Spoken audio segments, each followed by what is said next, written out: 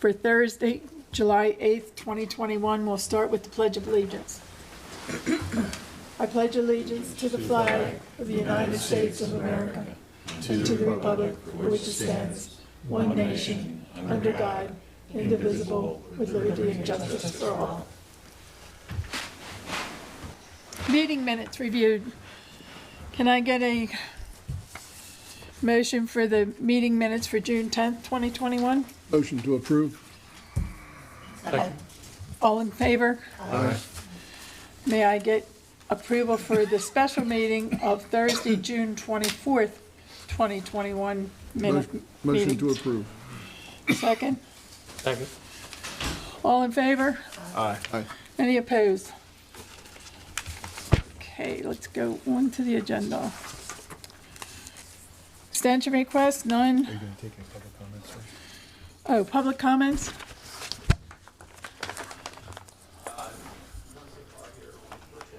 Okay. Meeting,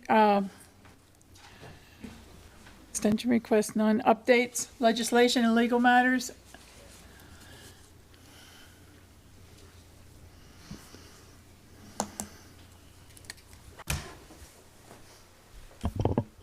Good morning. Can you hear me good? Yep, okay. So just as an Introduce update. yourself. Yep, Stephanie Jones, Long Range Principal Planner. Just as an update, in the last couple weeks, the priority funding area map has been updated. I don't know if you recall, but back in 2019, I believe there was an annexation outside of Barkley for 4 properties on the northeast kind of quadrant of Barkley. Those parcels have also been included now in the priority funding area, so it allows that sewer project to move forward. So just as an update. Also, for the citizen-sponsored text amendments, 2102, if you recall, that was the one that was the multifamily proposal, basically in the UC. They have contemplated removing, there was a non-residential portion of that to allow the building height to go from 45 feet to 55 feet. They've contemplated removing that portion. So just as a heads up, that might occur, but probably won't come back for your review. But it's not increasing anything; it's removing something from their proposed amendment. So just as an update. Yep. Okay. Good morning. Morning. My name is Rob Tracy. I'm the Long Range Senior Planner. I'd like to provide an update on 2 legislative matters. The first is 2106, which is text amendment that was heard by this body last month. It's being routed to the county commissioners for their consideration. There is a very minor edit that was made for consistency. So I just wanted to let you know that that's... What was the consistency? What was the edit? It was so that it's side street, and we changed that to side yard. Okay. Typo. I think that would be more clear. That's the side Okay, yard and the second intended one? area. The second one is 2107, which was previously on the agenda. This has been postponed for additional research and collaboration with other agencies. That was on the sureties. Yes, ma'am. Okay. Okay, anything further? Thank you. Thank you. Miscellaneous staff items? Amy? I just have one very brief staff item for you. Amy Introduce Mordock. yourself. Introduce Getting yourself. ready to. Amy Mordock, Planning Director. I want to introduce everyone to Drew Bilby, who has joined us as our Associate Planner. He'll be working in development review under Rob Gunter, and also will be dabbling in long-range planning as time goes on. He comes to us from Fort Hays University in Kansas via his home in Colorado. So we're very excited to have him. He just started yesterday, so don't quiz him on anything yet. Very good. Welcome aboard. Thank you.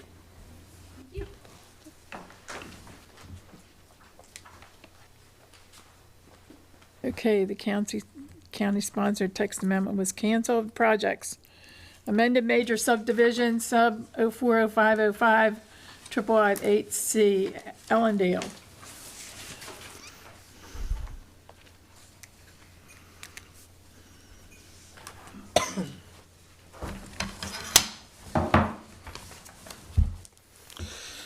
Good morning, all.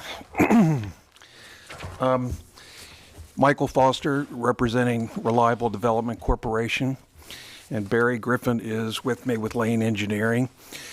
We're actually here, this is more of a house keeping measure. Ellendale subdivision was approved back, I think, in 2007. As part of that, when we went for growth allocation, there was planning on being a new roadway, which is yet to be built, but it was called the Connector Road.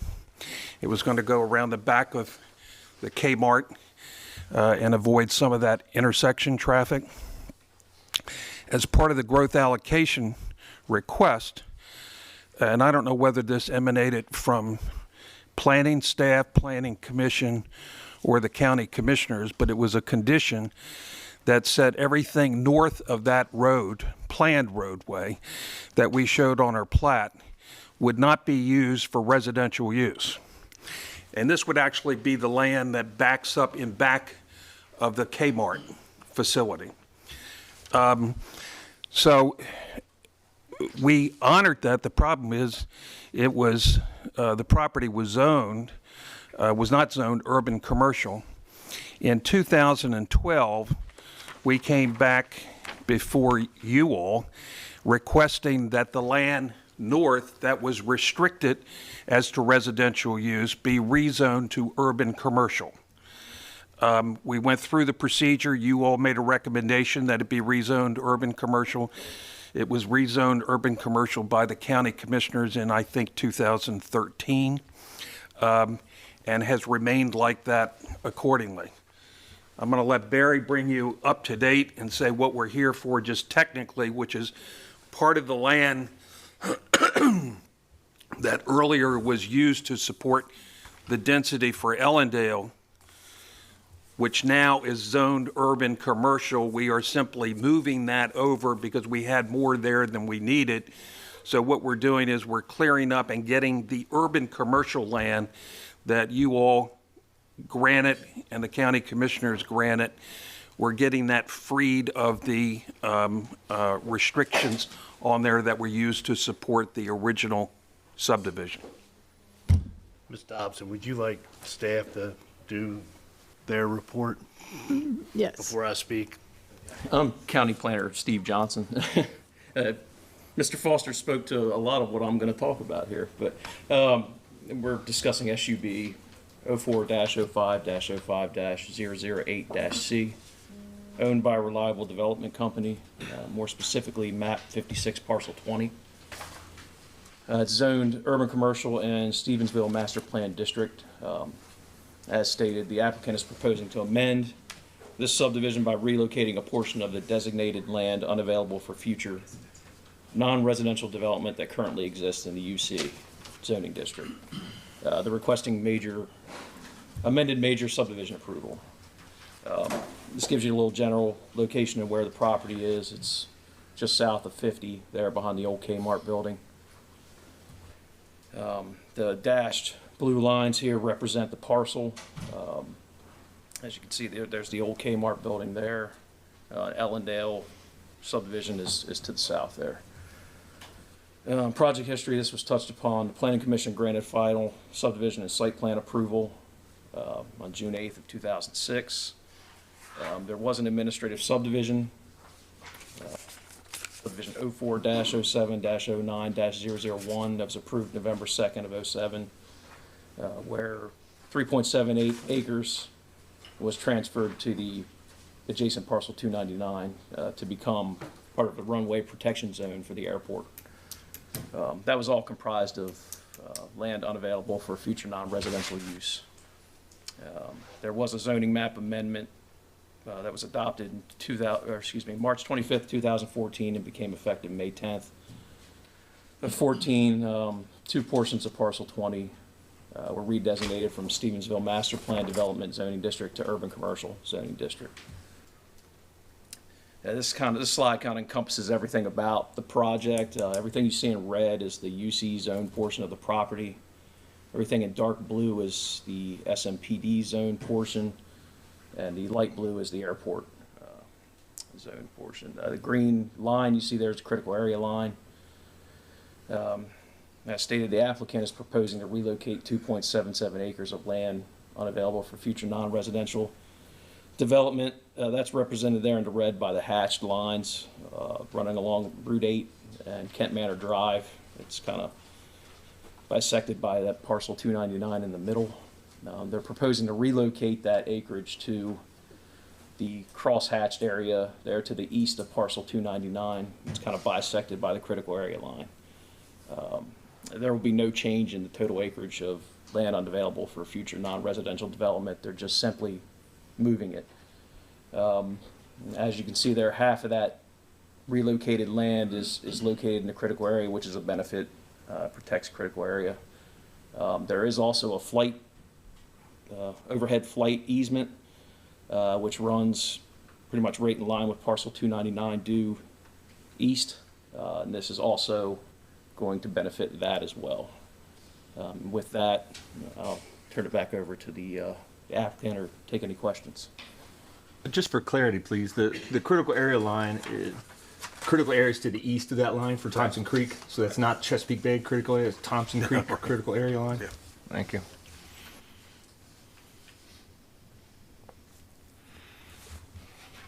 Okay, Barry? Barry Griffith, Lane Engineering. Staff report covered the history well. Michael explained some of the history and some of the intent.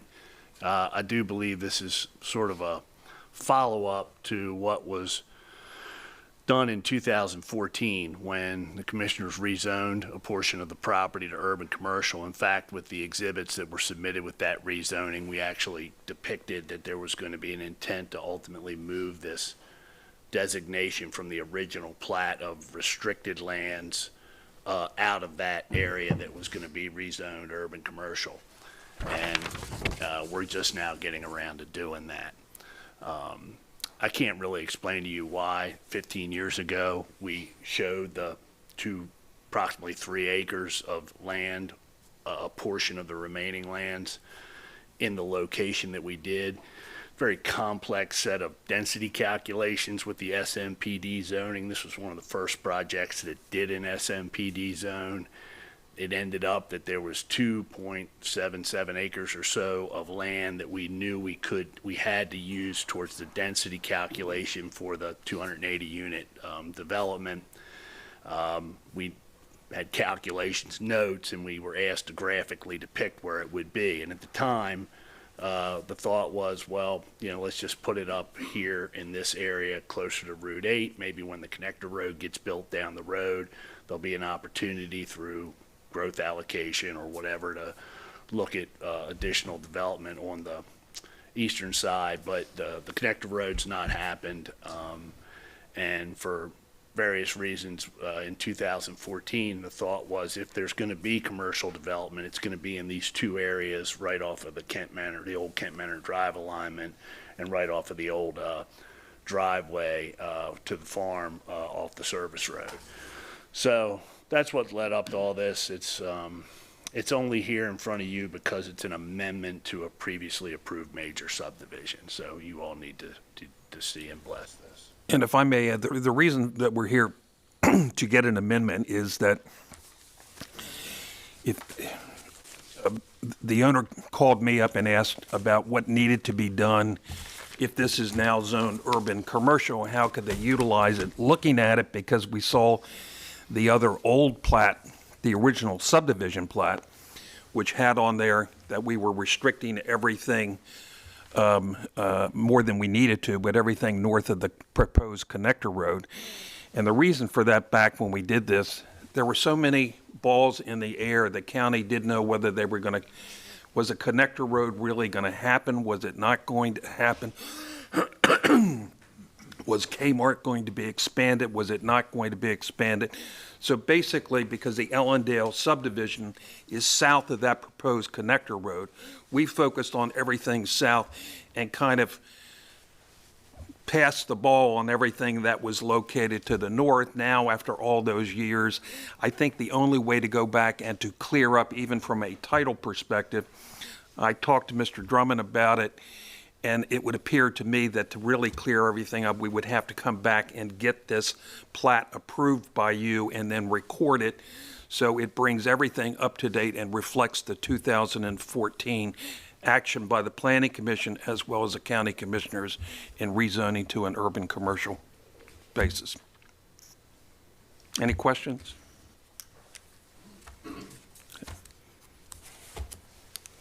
Okay. Do I get a motion? Public comment now? Any public comment? Okay, motion?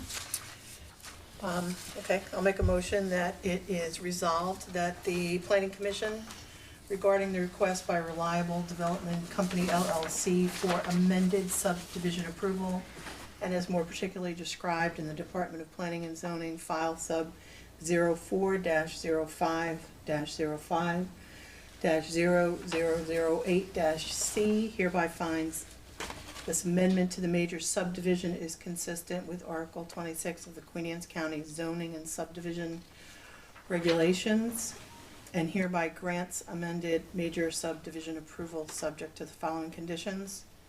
1, any remaining edits and/or documents required by planning and zoning be reviewed and approved. 2, the applicant submits an amended major subdivision plat for final approval. And 3, all required signatures must be obtained. Second.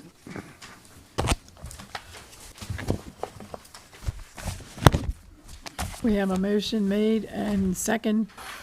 Any questions or comments from the board? Let's call for the vote. All in favor? Aye. Any opposed? Was there an opposed? No, it was Jeff saying Jeff that. answered. Oh, Jeff, okay. Right. Thank you very much. I was wondering where that was coming from. Thank you very much. Thank you, Jeffrey. Kmart's been mentioned. Does anybody know the status of the Target? Amy or Steve or anybody? Nobody? I thought they were supposed to start in the spring and I guess nobody's heard it. Is any news on Target now that the Kmart's been mentioned? Went through all that hoorah about that and then nothing's happened. Amy knows something. Well, I don't know much other than the fact that they have applied for renovation permits for internal renovations, and I don't know that they have really begun. Where they are right now is negotiating within their own organization and with their own subcontractors in terms of beginning that work and getting those internal and external renovations rolling. The county is poised and ready to issue permits as soon as their team is ready to go. But they're doing some internal recon right now.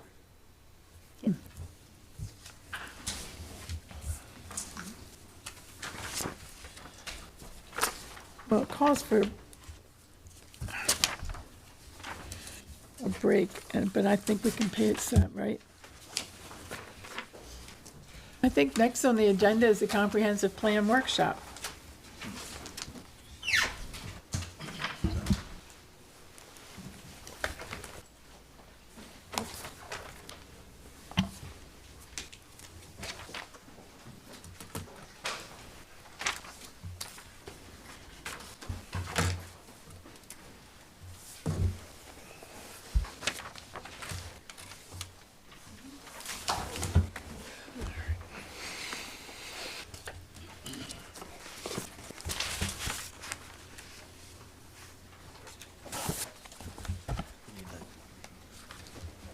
Analyze that real quick. Okay.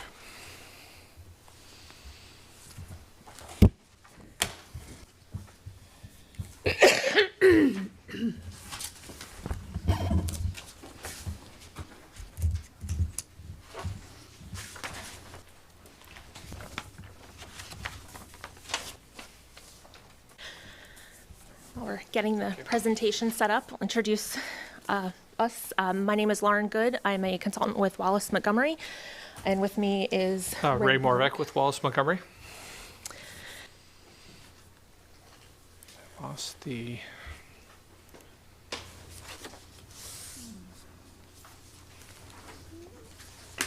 If you'll bear with us for a second. Seems like it's rebooting something here.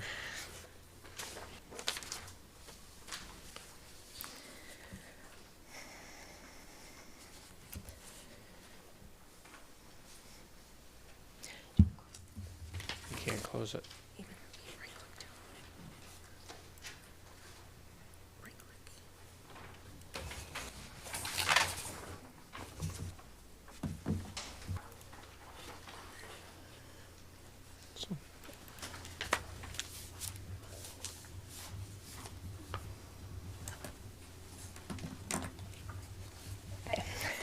Thanks for bearing with us.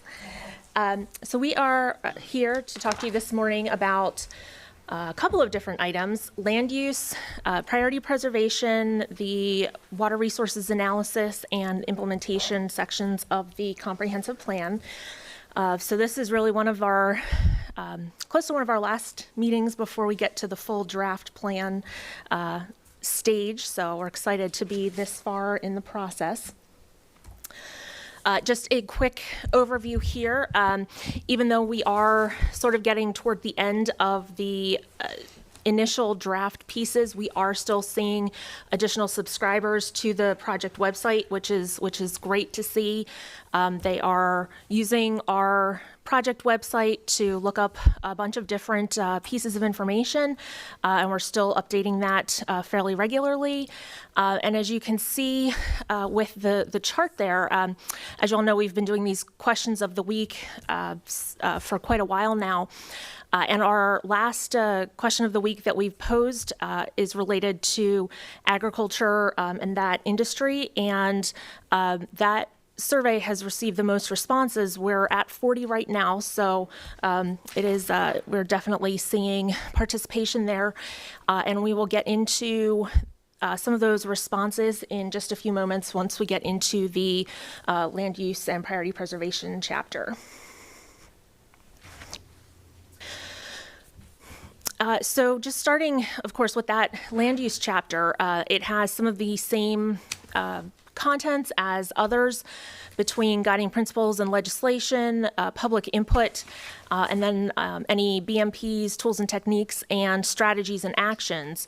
What is different with the content of this chapter is the discussion on existing land use, priority preservation, future land use, and zoning.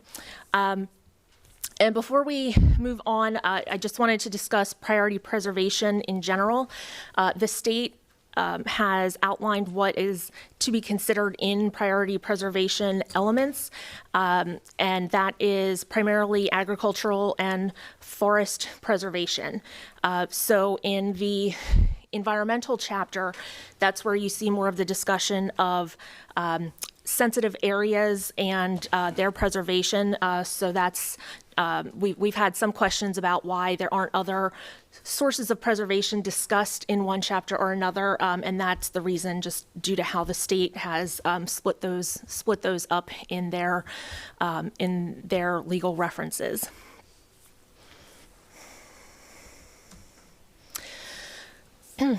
So to sort of kick off this discussion,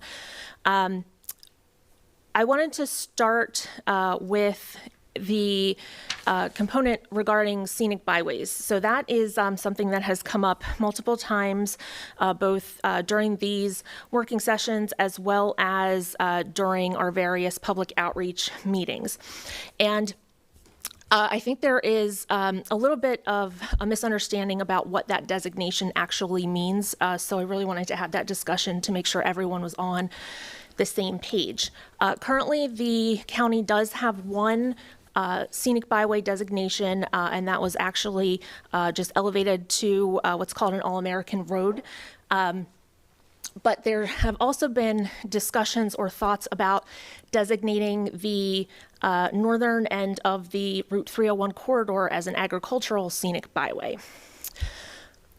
Scenic byways, there are, I believe, 6 factors that get identified and that a corridor has to meet in order to be eligible for that designation. And of course, All American Roads elevates that requirement. But there is not an actual agricultural scenic byway designation. That would just be the characteristic of the byway itself. Designation is it occurs through MDOT, their priority, but it's a federal designation, and it really is primarily an economic development tool. It attracts tourism and associated things like that. It opens up the area for potential funding that it may not be eligible for otherwise. That being said, this is the first year since 2012 that the federal government has put any funding into the scenic byway classification. But in order to have a scenic byway, you have to have a management plan and other things like that. But in and of itself, that designation does not change any zoning. It does not prohibit development. It really doesn't offer those types of protection measures that I think a lot of people believe it would automatically. So this is something that there have been some of those discussions about wanting to preserve that corridor in its agricultural state rather than have any kind of commercial development. And that is not in and of itself something that could be accomplished just through that designation. There are, of course, other pros for designation, but in discussions with the county's technical committee that we've talked about, various pros and cons, rather than sort of shift the focus between the already designated scenic byway and one for the 301 corridor. We're right now proposing to keep those designations as is and continue looking toward the zoning regulations and things like that to for more of that focus on keeping agriculture in those particular areas. Are there any questions on that? Yes. I have 2. What is the existing All-American Road right now in this county? It's 213. It's the Chesapeake County. I believe it's Chesapeake County Scenic Byway. I believe that's the name of it. Okay. And then you mentioned that there were 6 guiding principles in order to be designated a scenic byway. Can you go over those if you have it? Theoretically, yes.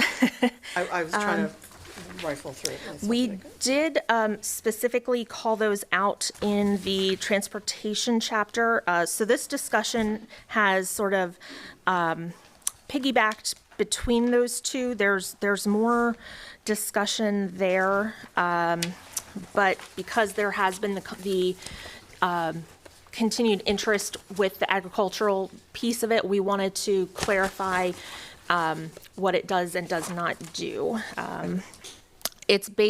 Designation is based on one or more archaeological, cultural, historic, natural, recreational, or scenic qualities that contribute to a unique travel experience. Obviously, there's a little bit more detail involved, but as a high-level summary. Based on that observation, would the federal guideline is leaving all this up to the locals to make the decision on what zoning should be in those areas. So it would seem they're leaving the power where it belongs, which is keeping it on a local basis for us to make the determination.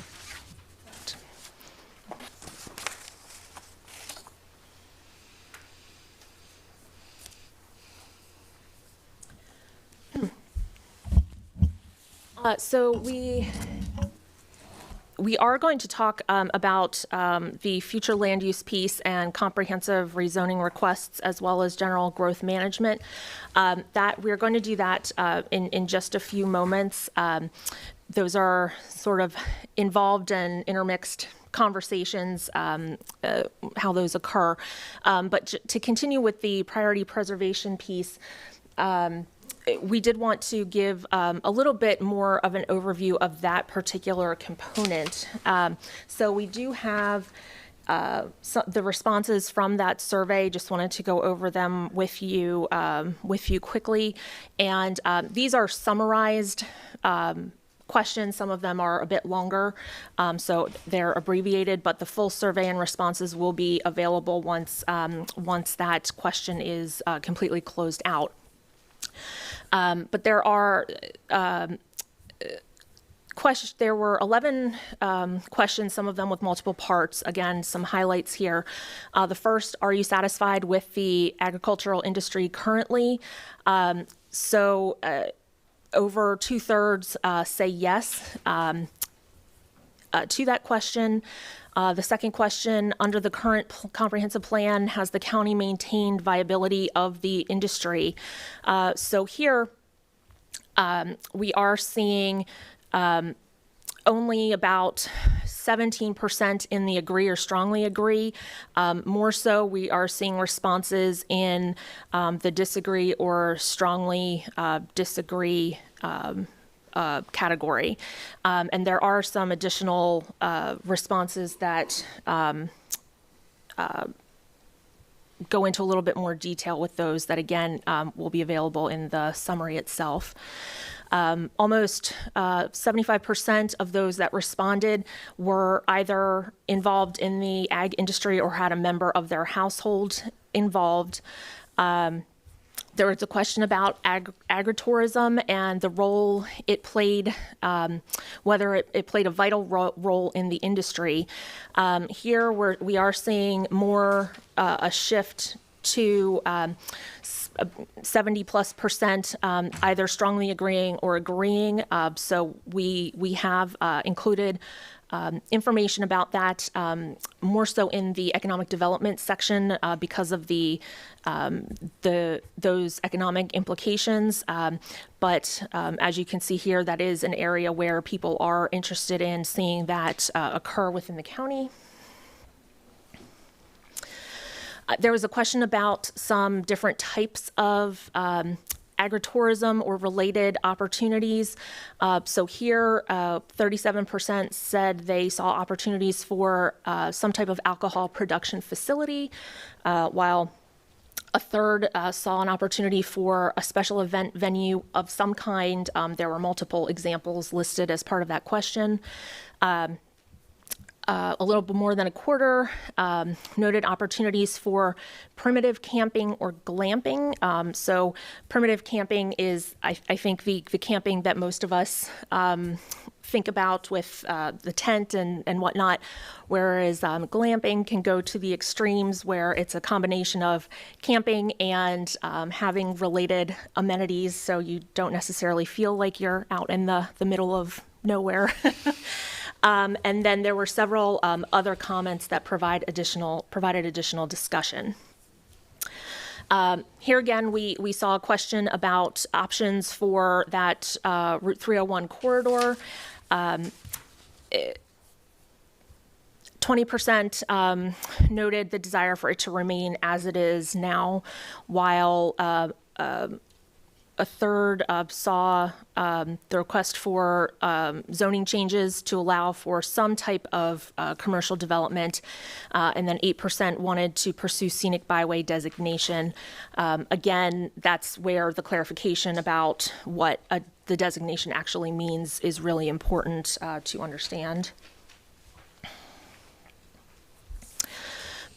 As we're very aware, areas in the northern part of the county in particular have difficulties with consistent internet access.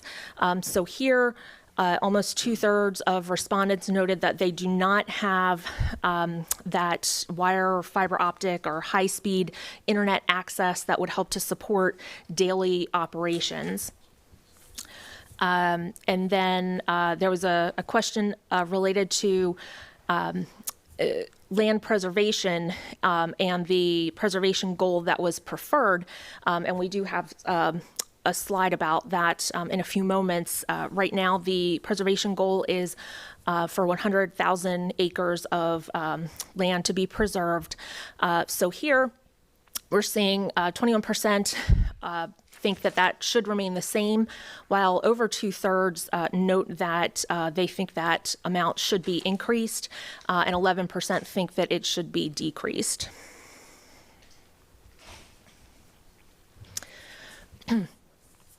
And then this question was whether current zoning regulations within the agricultural and countryside districts provide flexibility while also encouraging agricultural preservation. So here you can see there is a little bit of a mix, but we have, let's see, the greatest amount of people, 35%, agreeing, another 8% strongly agreeing, and about a quarter of people really didn't have an opinion on this question in particular. We also asked about the number of agricultural support services this particular respondent utilized. So those would be just, the various additional inputs that go into the agricultural system. And you can see here, while a little over 40% say that they may utilize 3 or fewer, the majority of people have at least 3, if not more, support services that they do make use of. There was one additional question that asked about whether the particular respondent had full or part-time employees or seasonal employees. That one had a little bit more detail, so we're following up with that in more of the written narrative, just to provide that additional input. So as mentioned, these were the cumulative results from those 40 responses that we received for this particular questionnaire.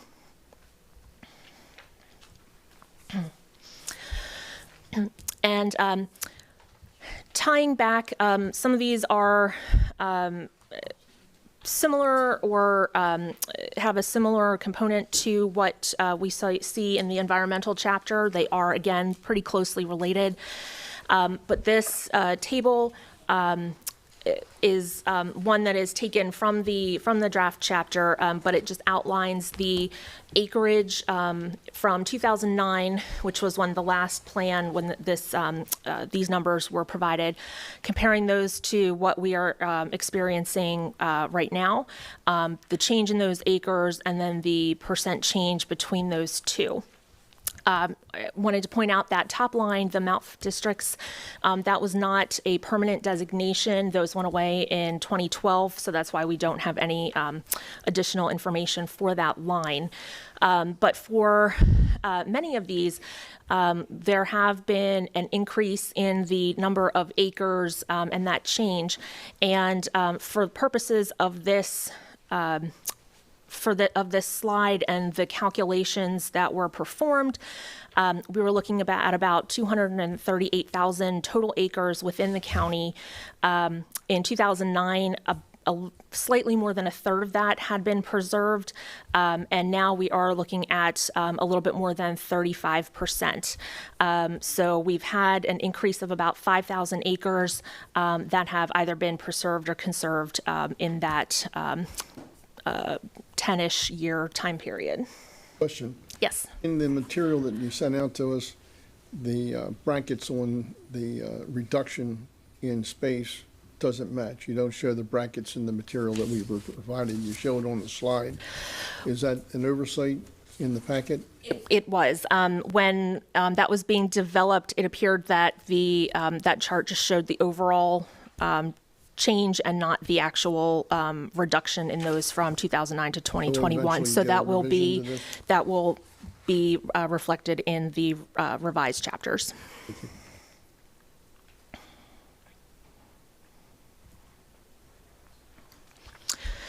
And then again, as mentioned, right now there is a preservation goal by 2030 to preserve 100,000 acres.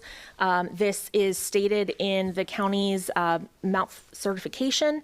Right now, as of June 2021, countywide there were 83,903 plus or minus acres that had been permanently preserved. We do understand that there are a few applications that are currently pending, so this, depending on timing, that number may change to reflect that additional acreage.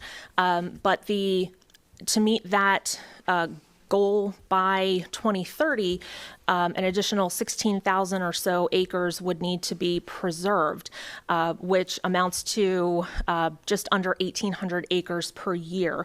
And as we've been seeing with just the trends in preservation and talking to various members of our technical committee, this is something that, assuming funding remains available, it appears that this is something that the county can meet that projected goal.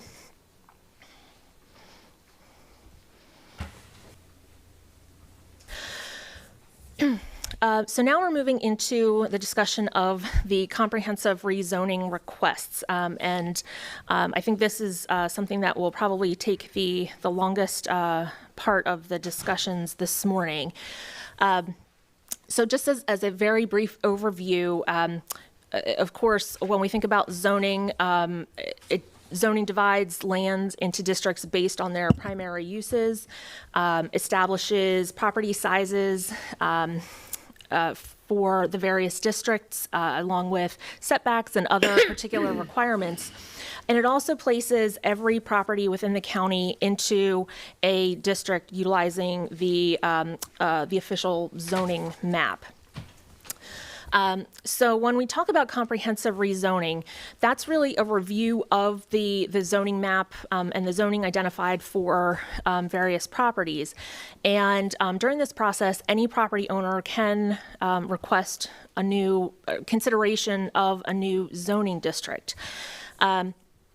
But we're talking about this now because that action, the comprehensive rezoning, follows the adoption of the new comprehensive plan. And while that won't happen until after the plan is adopted, this current process that we are going through is really trying to evaluate future land use and potential changes based on that. So for the purposes of this discussion this morning, we're not talking about the appropriateness of a particular zoning category, but more what the requested zoning categories implications may be for that future land use designation or growth area, expansion, contraction, things of that nature. Normally, outside of this comprehensive rezoning process, zone changes are only made due to substantial changes that have occurred in the character of the neighborhood where the property is located since the zoning code was adopted. Or, and I think this is one that may be a bit more commonly heard, is that there was some type of a mistake or error made in the existing zoning classification or how that was translated to the official zoning map. So in the periods outside of the comprehensive rezoning process, that's the way that zone changes would be pursued. And those considerations would include things like the availability of public facilities, transportation patterns, both present and in the future, and then compatibility with existing and proposed development for the area. So with that, again, you all should have received in your packet quite a bit of information on the comprehensive rezoning requests that were initiated. Can I mention a couple of things in the land use Please section? First of all, on the chart on page 4-9,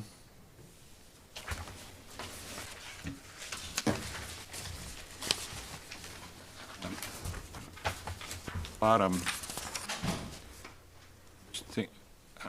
I'm wondering if the acres for deed restricted open space and non-contiguous open space are back to front. That is to say, should 10.7 be under 2009 and 11.421 be under 2021 to get an increase of 721? What I'm saying there? Yes, we will definitely double check that. In this slide, those that was updated to just show that as a See, negative. it's down on. But we chatted will about that verify those I'm sorry. those numbers and Okay, make sure that I'm they're sorry. accurate in the And then revision. on 4.11,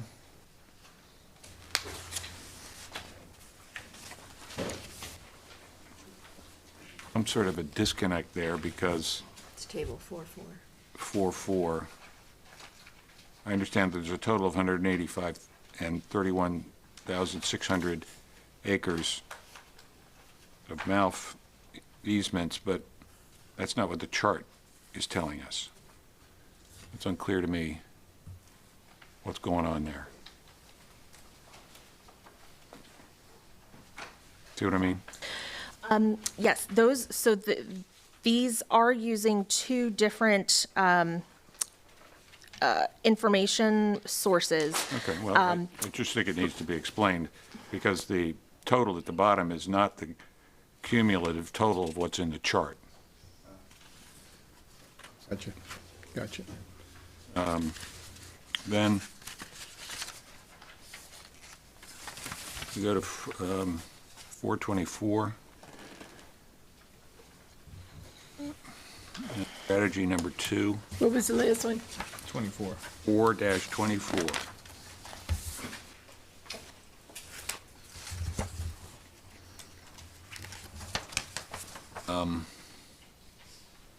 Under strategy 2, I'm not clear of the causal or corollary relationship between funneling growth to planning areas to preserve equity in farmland.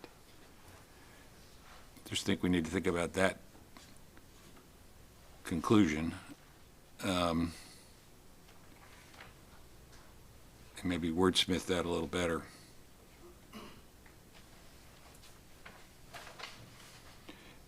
And I completely understand that in number 3, I haven't spoken up before on this because this is the chapter that interests me the most, so. Number 3, recommendation number 1.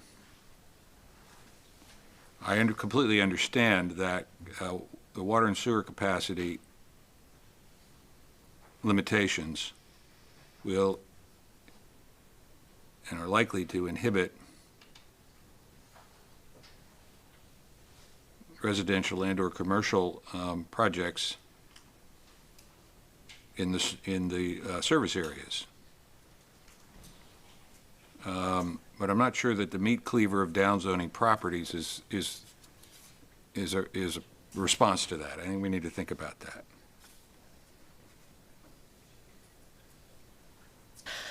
Particularly when we hear a lot about today and in planning circles about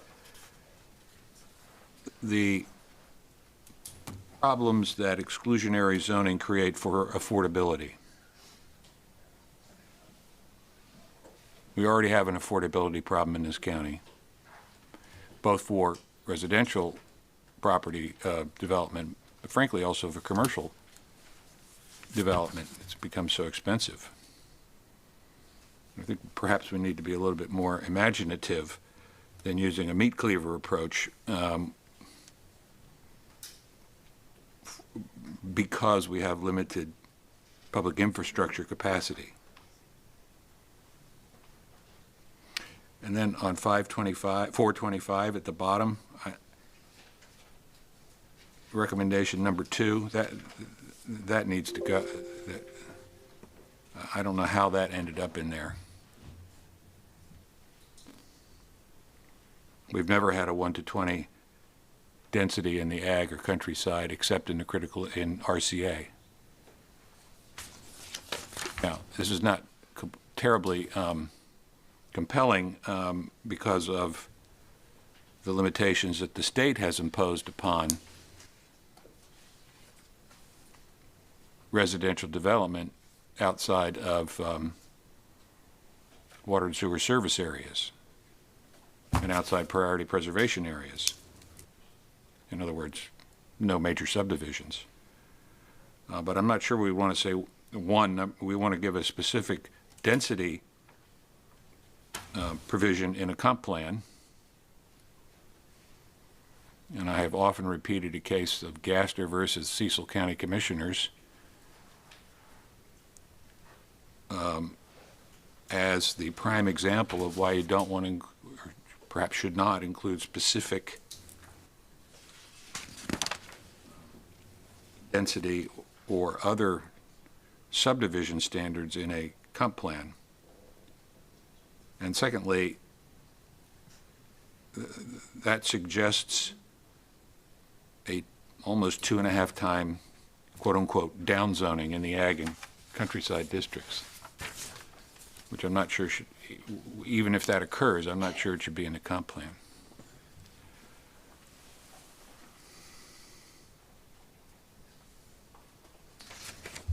Lauren, can I ask, the recommendations, are they, I'm guessing, a compilation of input you've received from, can you explain to me, what, was this condensed from all of the public meetings Sure. and technical meetings and so forth? In part, the various strategies and recommendations that were outlined in the 2010 plan were distributed to members of the technical committee and some others in late 2019 for their review and comments about whether particular recommendations had either been accomplished, were ongoing, should be removed, or should be reworded, edited, or incorporate different information. So this process started with that, and that, of course, that one piece. The recommendations are not only found in the various chapters, but then also in that Appendix 1 that compiles everything into various tables. So we started with that, and at first removed those that had either been identified as having been completed or were strategies that no longer made sense for the county based on that input. We've then move forward to adjust some of these based on those recommendations, and we are continuing to look at these various strategies and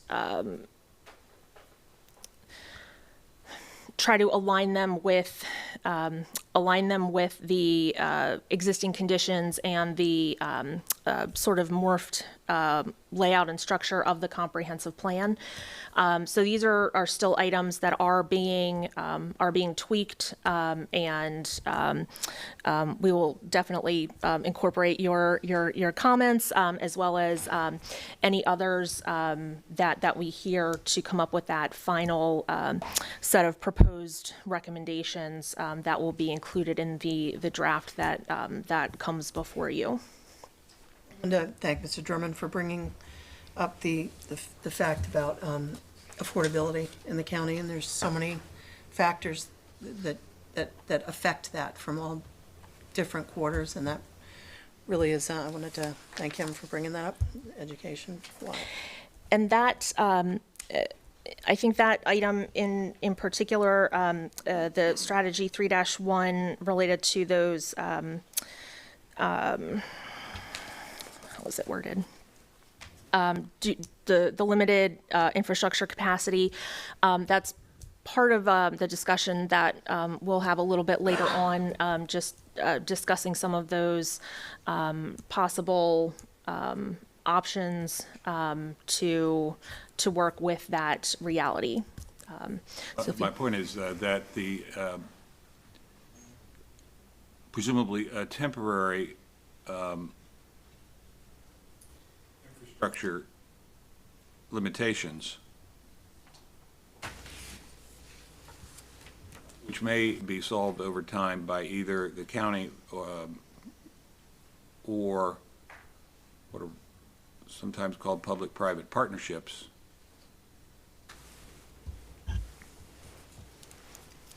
would not be encouraged if there was a massive quote-unquote downzoning. And it may be that that is the policy that the county wants to pursue. I don't know, but I'm not sure that that's been given sufficient airing.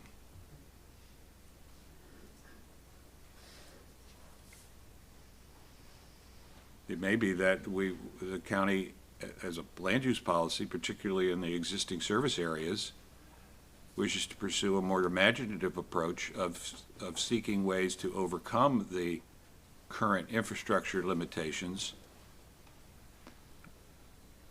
with imaginative residential and/or commercial development.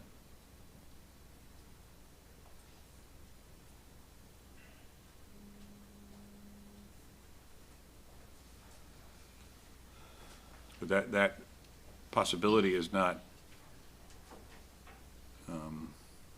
suggested in the draft of this land use element.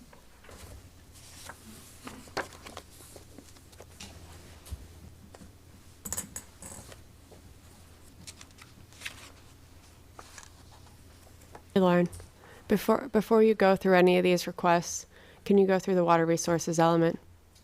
And also Steve is here if there is questions from Public Works, so.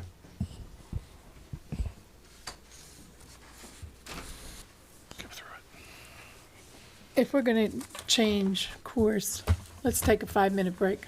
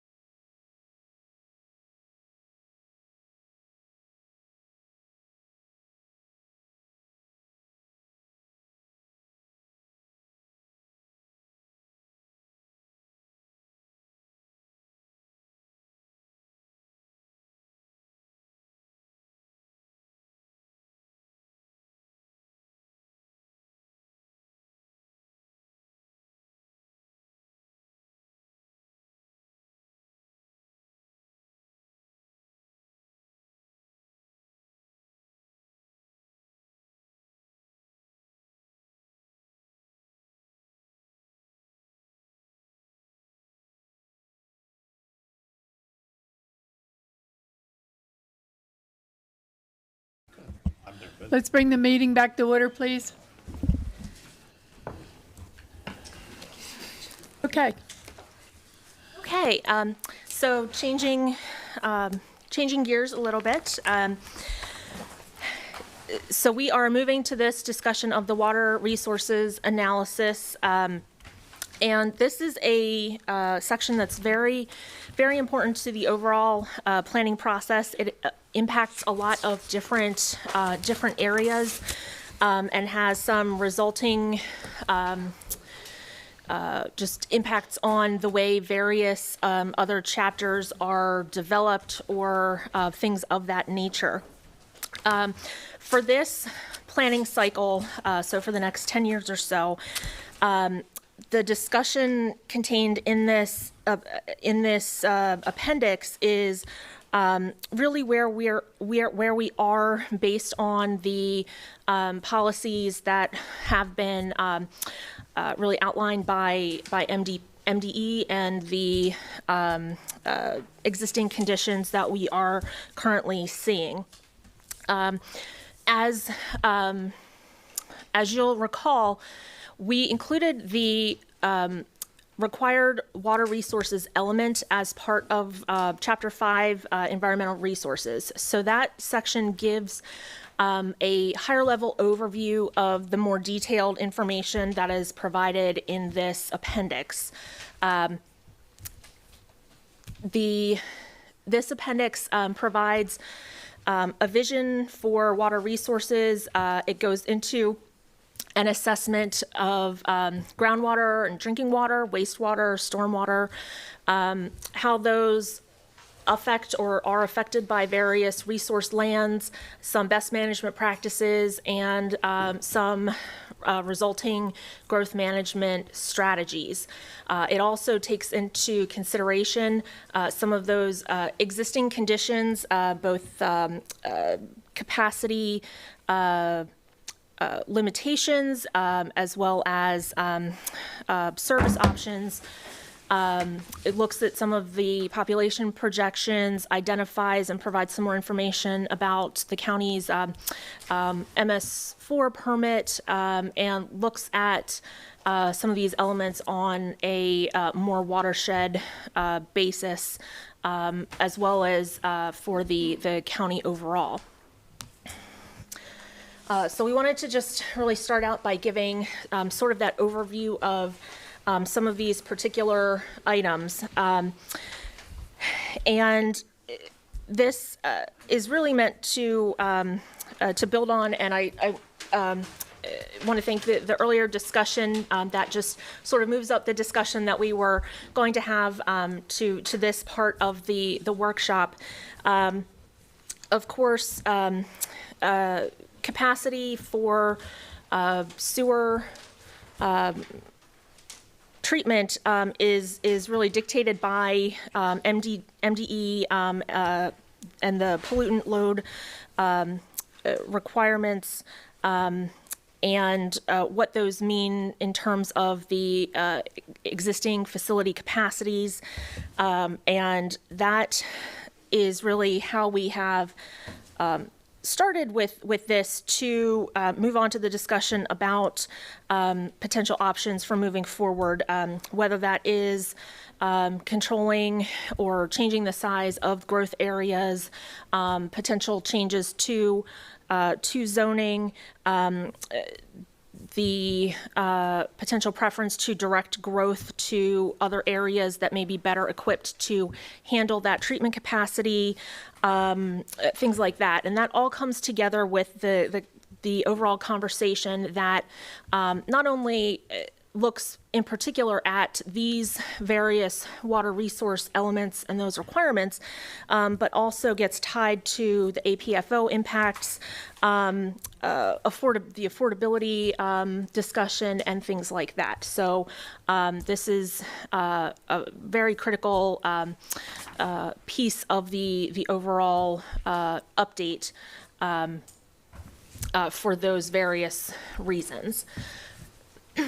So just to start out with, we really wanted to give sort of this overview.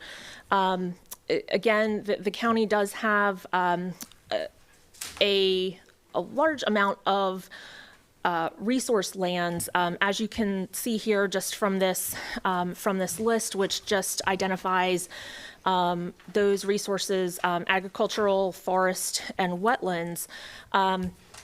There is a considerable amount within the county, and has been since this started being tracked.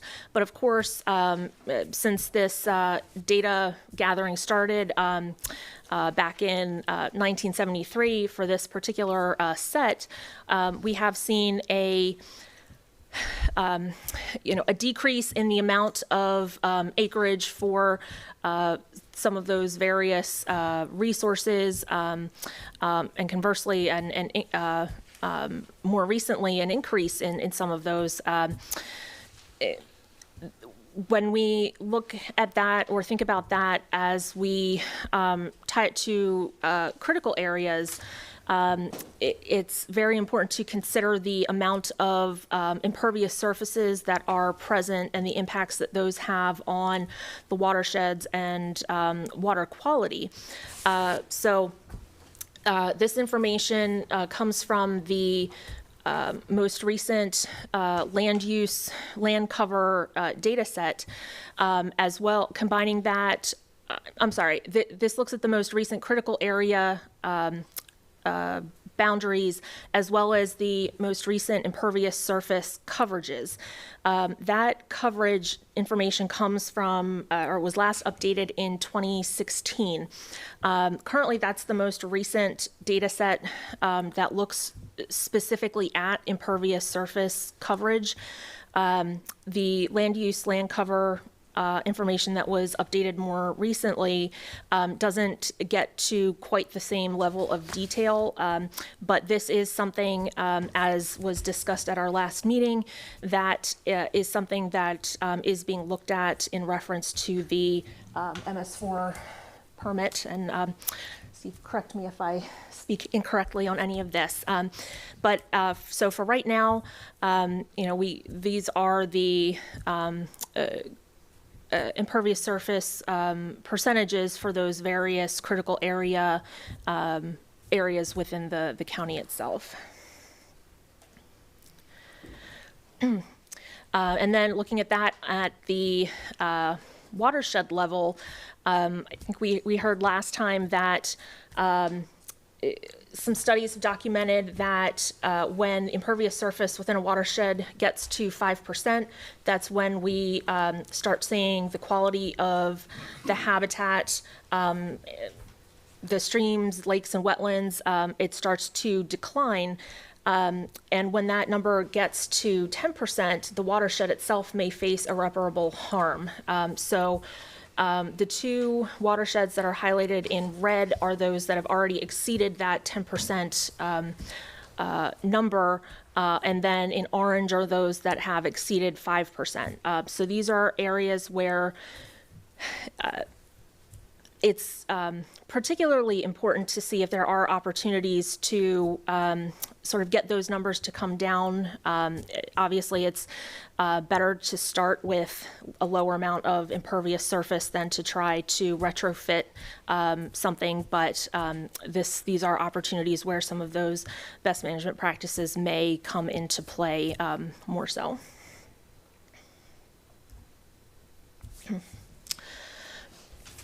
This table here really provides an overview of the public sewer demand and capacity. So as we began discussing at our last meeting, the county's wastewater treatment plant has an established design capacity, but due to its various commitments and allocations already in play, the remaining capacity is actually at a negative number based on those commitments that have been made. And we have a little bit more information on that on the next slide.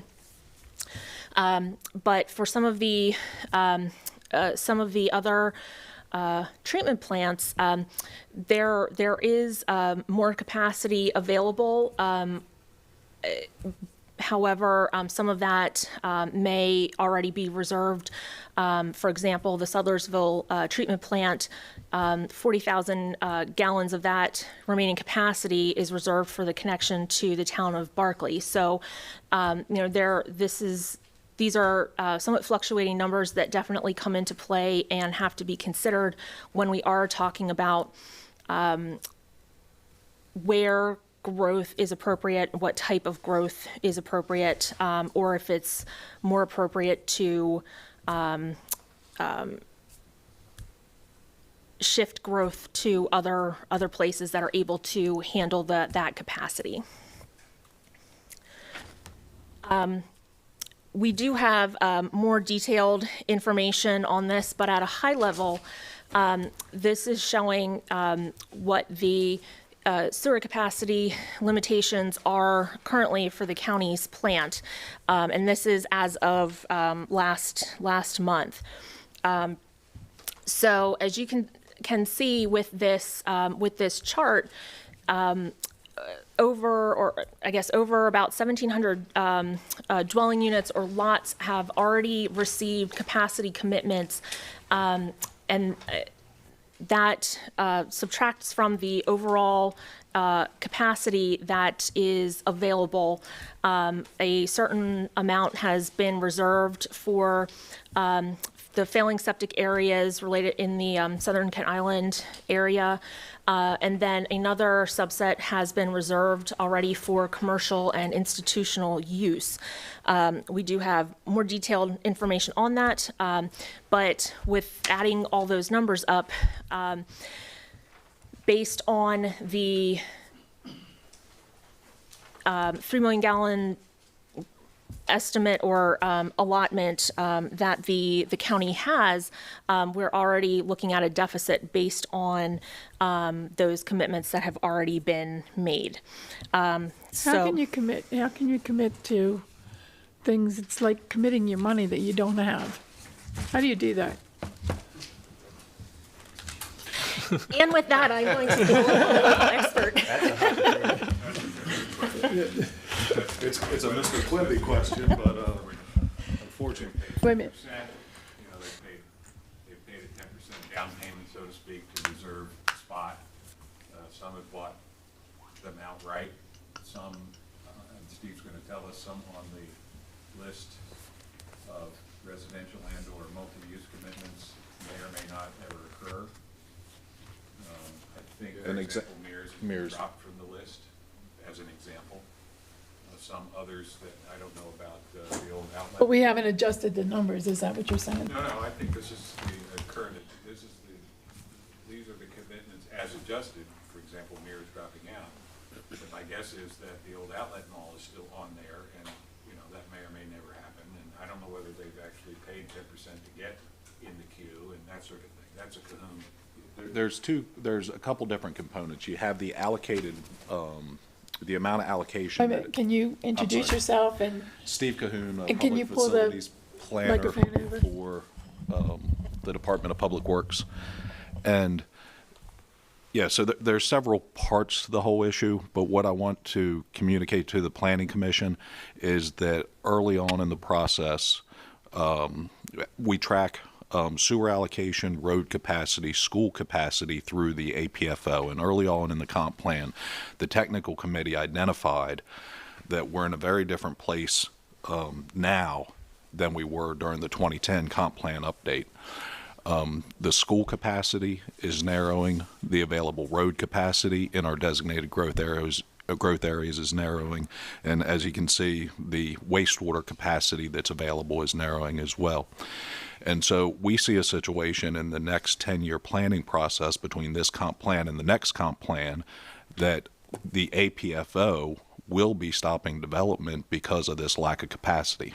And that was something very important we needed to communicate as the technical committee and a driving factor that needs to be considered in this comp plan update. What do we have to do to increase what our limit is? For schools, it's For the sewage. for the sewer. We can't just build our way out of it by building a bigger sewer treatment plant, because the MDE permit that regulates our sewer treatment plant has a cap on the pollutant load that we can discharge. So while it may sound like, well, we can just build or expand the plant, we can't pollute anymore or put any more discharge of nitrogen or phosphorus into the bay. And it's my understanding that our sewer, the permit for the sewer treatment plant that is issued by MDE issues that cap, and that's a cap that's in place. And that's the that pollutant load that we're allowed to put into the bay is what stops us from being able to expand the How do we plant. clean up then if you can't increase capacity, then we have to clean up the pollutant load. How do we clean up the pollutant load? Right now, our last plant expansion used the best available technology we had, and we have a very clean pollutant load.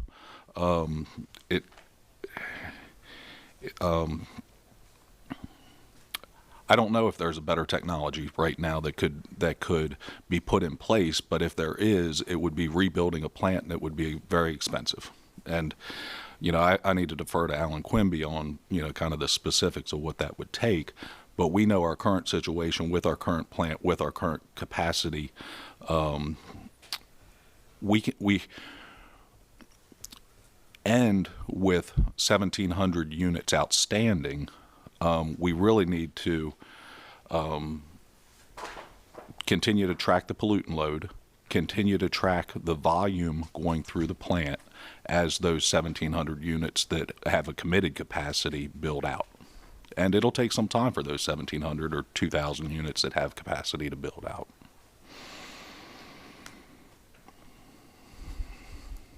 All of which suggests that maybe some part of the approach should be to go back to the prior ones, please. Nope. Yep. Nope. That's it. That one. Strategies for encouraging, well, perhaps it might be said, better cooperation between the county and the towns. And to also continue on your question, I think that there may be opportunities to get a little bit of capacity, but we really need to make a conscious decision on how we would use that capacity in the future. If we get a little bit of capacity by cleaning up the effluent a little better, do we want to dedicate all that to one large residential development, or do we want to hold on to that and distribute it for commercial and economic development opportunities? Those are some of the public policy questions that would, given the situation of where we are with the APFO and the sewer treatment plant, that we would need to decide on. If we get a little bit more capacity for the plant, and we give it all to one residential development, we'll be in the same spot with no opportunities. So I think trying to prioritize how and where sewer would be used is a very important part of this comp plan update. I think we have enough, or we have a fair amount of land within our designated growth areas that could consume our sewer capacity, our road capacity, and our school capacity over the next planning period. Other strategies, as Chris, I think, brought up the point, we need to, give it some real thought about how we could approach things. Directing growth to the towns, is certainly always a good strategy. Reviewing our densities in our zoning districts, looking at the densities or how commercial apartments are done, because that can be a large number of units in one location. Looking at reservational capacities. During the last update of the sewer treatment plant, there was some specific reservations of capacity for commercial uses, limiting some residential uses. If we make the use of sewer capacity for commercial uses a priority, then that would need to be reflected in any zoning update that we do or any update to the growth areas.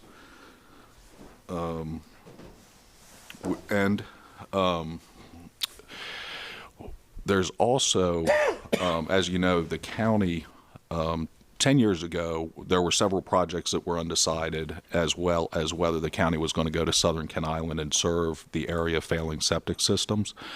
Over this planning period, those decisions have been made, and we know the situation we're in now. But there's also a goal in the comprehensive water and sewer plan to take a look at providing sewer service to Marlin Farms in the Minion. Those are identified areas where there are areas of special health concern because of failing septic systems or limited or not septic systems that aren't operating properly. So, you know, one of prioritizing service there or planning for service there may be another, it's something else to consider with the limited amount of capacity that we have. As far as school capacity, we reviewed the school numbers during the last meeting, and we saw, you know, some of the schools were pushing, you know, over 90% capacity, and that's state-rated capacity, and it's different how the schools operate than the state-rated capacity. But looking at that on specifically in our growth areas would need to occur, and then also a realistic look at the improvements we can expect from the State Highway Administration. Over the last planning period, we have received some improvements. You know, the 304 overpass was a much needed improvement, the widening of 404, but they have not provided any major improvements in the designated growth areas, and we usually rely on developers for those type improvements, but we haven't seen capacity enhancing improvements in our designated growth areas over the last planning period. So, and with our current planning efforts with State Highway, we're asking for improvements in those areas, but we're being told there's very little funding available, and they're just working on preservation and maintenance. So I think keeping a realistic look for the infrastructure that's regulated under the APFO as we're making the policy decisions for this planning period is very important. And those are issues that the technical, I mean, that kind of summarizes some of the discussion that the technical committees had over the last, several meetings. Yeah.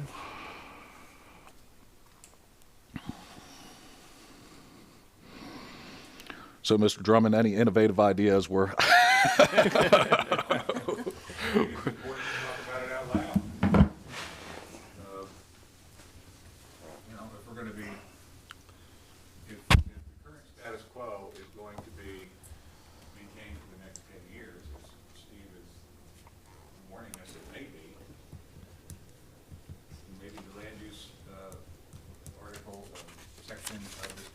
Say that.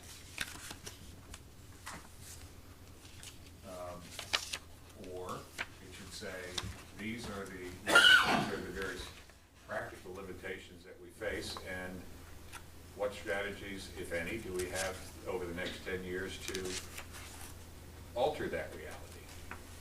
It may be that the policy decision is that we don't. But, I don't see an explicit discussion of what we've just talked about in the draft before you.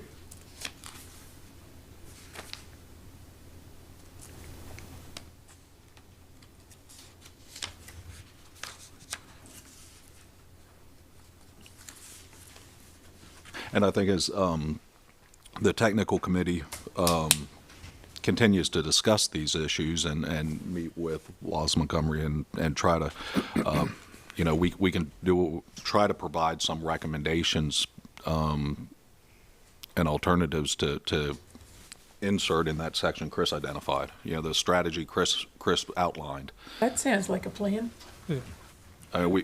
Some of the things I listed out are the things we talked about, but those are the types of things in the proper context to insert or add to that recommendation, and then maybe look at alternative or additional things.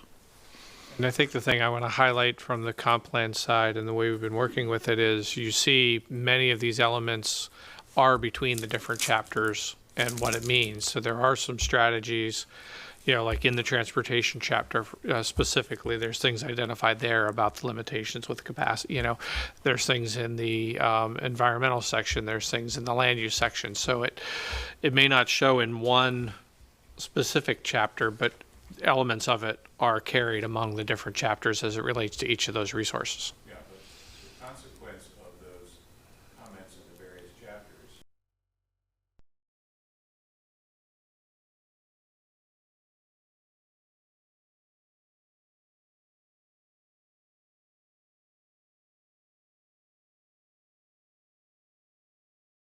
Consequence on land use should be brought together in the land use section. So that we have a realistic notion of what the next 10 years are going to is likely to bring and how to either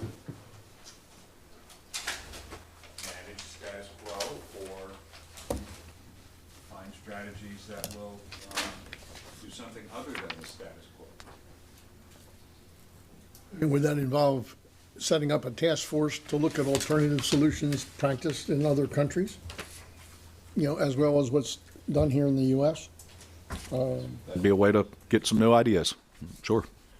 There could be some recommendations to establish, you know, some groups or committees to look at it. You know, certainly, we were talking about priority preservation earlier, you know, pushing the preservation, conservation. We've been very successful with that, and the county's well known for our record with conservation and preservation, and continue to push things like that, pushing ag tourism, you know, or the active recreation. You know, we've seen a lot of people visiting the county to recreate and then, you know, go out to dinner and then go home. You know, some of those strategies trying to emphasize them, and then looking at what other people are doing and other locations are doing is always a good alternative. Can you educate me on how long a builder, developer, or project is allowed to hold on to a commitment or a reservation for sewer capacity? Indefinitely. Well, I thought that was the answer to educate is the my question. Shouldn't there be a time limit on it? Well, the commissioners did implement a time limit more recently, recognizing this issue was coming. There had been several or a few developers who had paid a 10% deposit, reserved a bulk or a chunk of allocation, but not paid for it. And so the commissioners took a position that if you have a reserve capacity, you have to either put up and move forward, or we're going to take that capacity back. And, you know, in part, that was a situation with Mears, an example like Mears, where a developer had to make the decision whether they were going to pay and buy the actual capacity of the sewer treatment plant, or decide not to move forward with a project. And so over the last 18 months, I think the people that had put down 10% deposits and had reserve capacity had to make their decisions.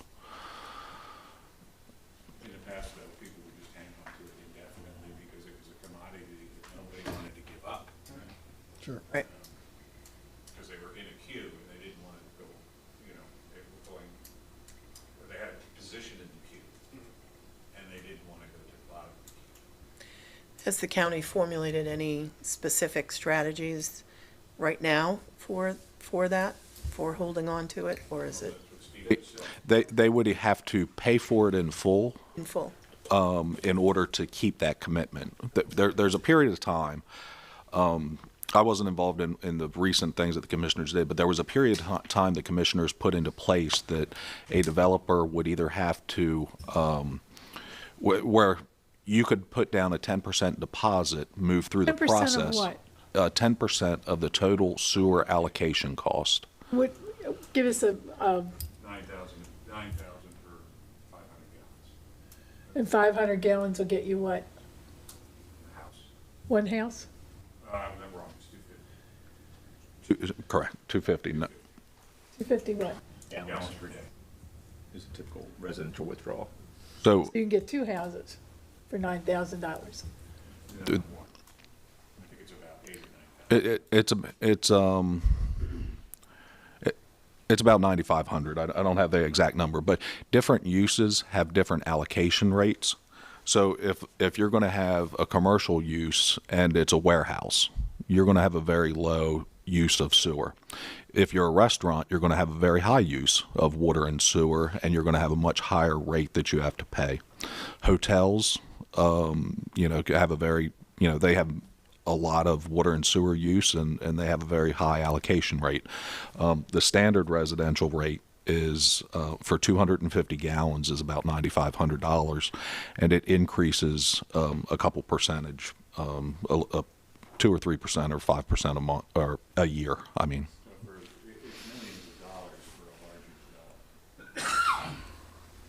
So now we know why they don't pay.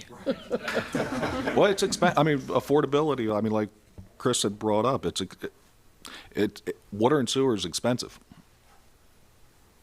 It is, and it's a big part of the development cost.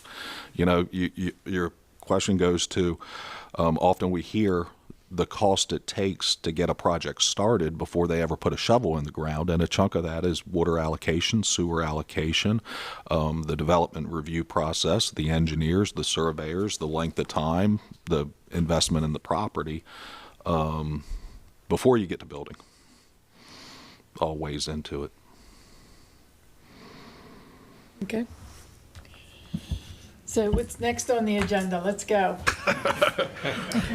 Well, we'll work with the technical committee and Wallace Montgomery and kind of try to formulate some strategies to review with the planning commission, if that's, and then. Like in next month or the following month, or what are we doing? Next month. Next month, okay. Okay.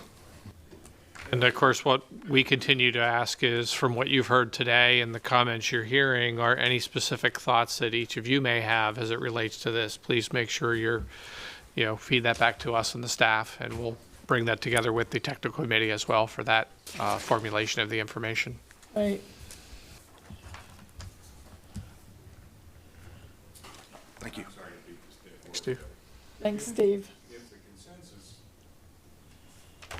is that the next 10 years should be spent figuring out how to improve the bottleneck on adequate facilities that Steve just alluded to, that's what the comp plan should say, the policy statement. Right. And let's hold the line, essentially, while we figure these things out.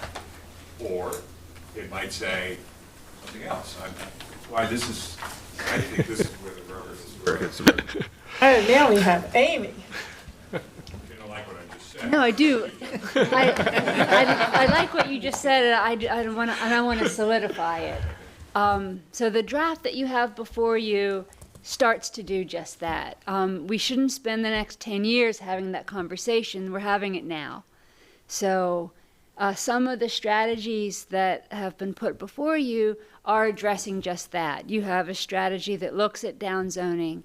There are strategies that have been in the plan for a very long time, directing growth to the designated growth areas. Can you just stop for a second? Can you explain downzoning? Yes. So that there's not a misunderstanding? Yes, okay, and that's a good point. What we have been seeing in the way of zoning text amendments and in the way of some of the comprehensive zoning requests, rezoning requests that we have in our packets today are looking to increase residential zoning opportunities and to grow our growth areas. So what downzoning means is contrary to some of the requests that we've been seeing because we don't have the infrastructure to support it. So what downzoning means, it has multiple meanings, and one of them is that our growth areas don't grow, they shrink. And secondly, some of the zoning districts that have greater density and some of them that do not are looked at to see, we need to make sure we're focusing our greatest density where we have the infrastructure, and if we have a greater density in an area where we do not have existing infrastructure, we need to change that density and some of the permitted uses. So downzoning really provides less flexibility and less intense development opportunity in certain zones. So we've been talking about this all along, but now is what Chris says. This is where the rubber is hitting the road. So now we're looking through this conversation, which this has been a very good start to this dialogue in terms of pulling all the pieces together, is we need to look at, with the available, with the community plans, for example, where we're looking at all of these various zoning districts and we're looking to condense them because A, they're complicated, and we have far too many zoning districts that are too site specific where they only encompass a few parcels. So we want to clean that up. But in addition, we need to look at our capacity, what is realistic, and if there is a need to not only condense zoning districts, but look at downzoning, look at our growth areas. And most pressing is with the capacity that we have, and this is in the context of looking at our zoning districts, with the capacity that we have, and you saw the residential allocations versus commercial allocations, do we want to address a specific strategy? And I suggest that we do want to suggest a specific strategy that looks at how do we direct our public works director and our county commissioners, how do we give them the tools to allocate what we have left?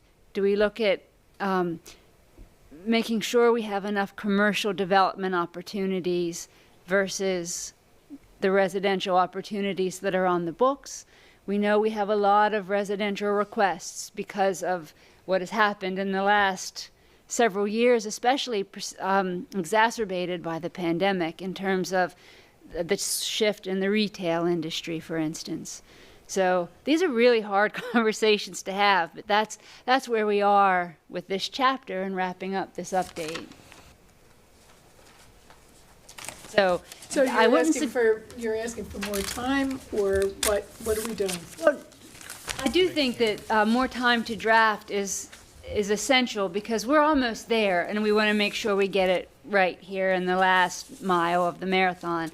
But also, the reason I got up and sat down up here was that we don't want to push this conversation out for another 10 years. This is the time to have the conversation and give the direction in this comprehensive plan to direct how we're looking at the next 10 years and these allocations, because no one in this room thinks that MDE is going to change their pollutant load reduction requirements in the next decade, or probably in the next 20 years.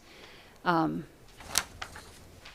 it took us a long time to get to where we are now with the TMDLs and the watershed implementation plans. So I don't see that change in the near future. So this is when we need the direction. Right. You're going to say something? I'm sorry. No. No. Oh, I'm sorry. I thought you were looking back behind me. No. Have we spent much time engaging with towns during this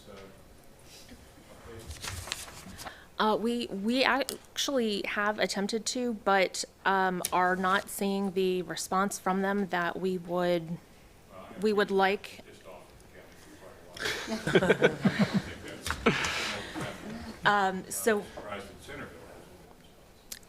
And we've sent information, and I'm not sure if it's a timing issue or what it is, but we're still working on getting those meetings or conversations set up. I know in Centerville in particular, we do have information from them that they are reviewing the existing information and are getting back to us, but I think in the next certainly we'll redouble those efforts as much as possible before our next meeting, but in particular, before we get to that full draft stage, we will make sure that one way or another that those conversations happen.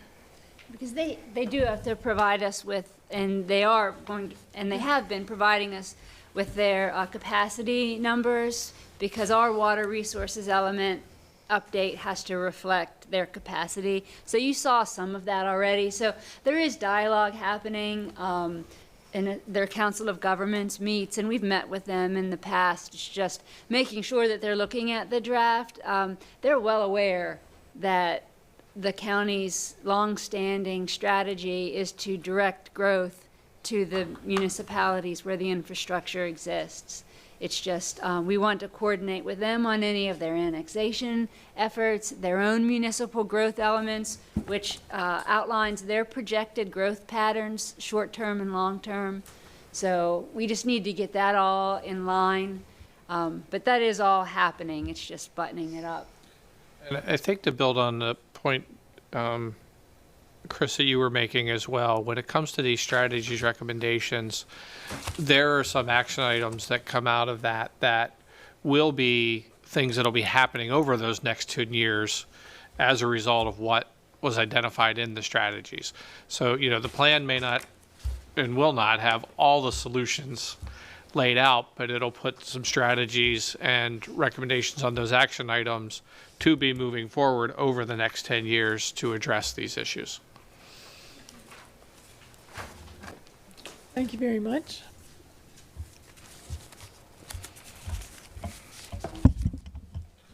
What do you have now, Lauren? Yes, with that, I know that there are several members in the Yeah. audience that came here for the discussion on, Yeah, I know, I was gonna call them next. so.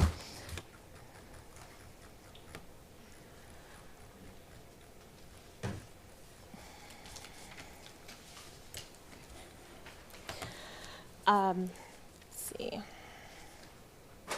I think you've already gone through that, right? So, let me grab the right folder here. Want to say till next time? If I could just at least get the conversation started, and just for the things that we're asking you to look at, and then we did plan on carrying the conversation over to the next meeting, but in your packets, you received quite a bit of information about the requests that were received through June 11th. So that was the deadline that we had established for receipt of those requests. I mean, this packet. Yes. So you should have received an overall spreadsheet that lists out the owner, the request ID, some additional information about the property, the map, parcel, lot, et cetera, location, and then some of the specifics about the current zoning, what's being requested, the existing planning area, and some additional information in that spreadsheet.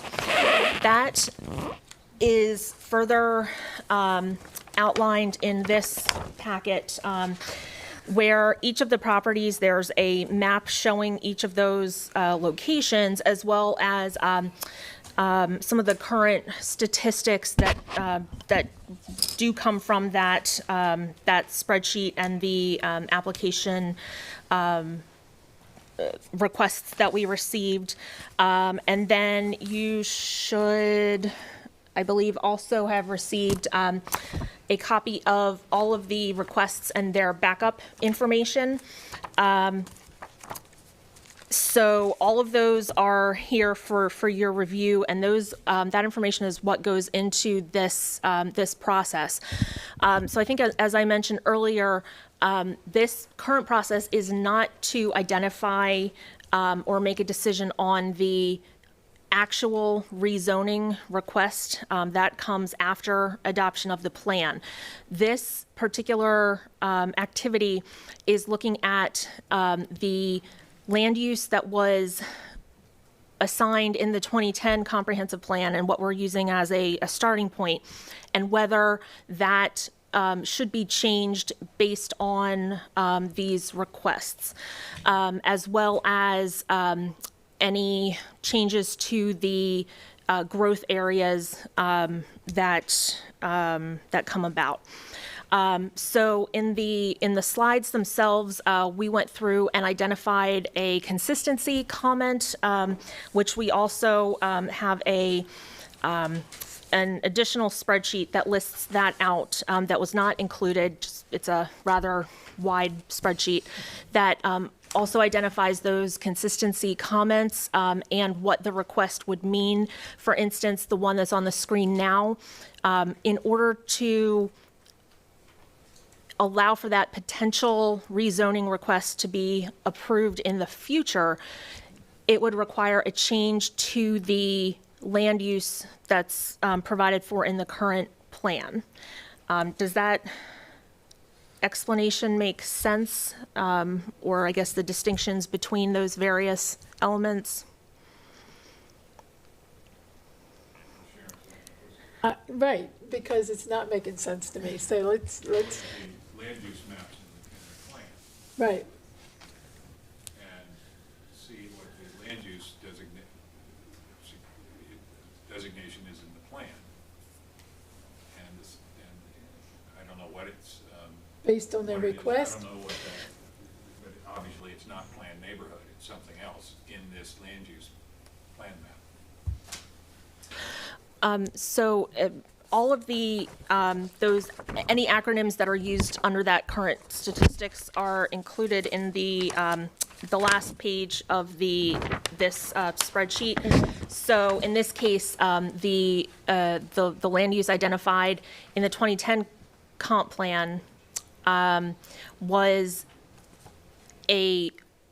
the property was in a planning area, and it was low density residential. So for the overall land use, since we're combining and updating this information with the various community plans, the land use that is identified in the this one might not be the best example because of the land use designation in the community plan. Let's try this one. So here, The updated land use map continues to show that property which we just saw as a land use low residential. To change the zoning to Graysonville, whatever that special district is, would be inconsistent with the land use map. So there you go. So GPRN. So presumably the stuff that's in blue on that screen is shown on the land use maps from 2010 as planned neighborhood. The yellow that wants to go blue is shown on the land use maps as low density residential. So to change the yellow to blue without changing the land use map in the plan would make going from yellow to blue inconsistent with the comp plan. Now, I'm not sure that rezoning requests such as this should drive what the comp plan does. Right? It's supposed to be the other way around. Tail wagging the dog. Right.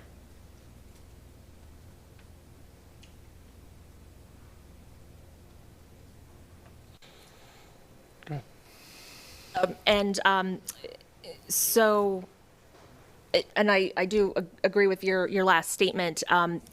So the exercise for these would be to, in general, identify any of those areas where we do want to see a change in that future land use.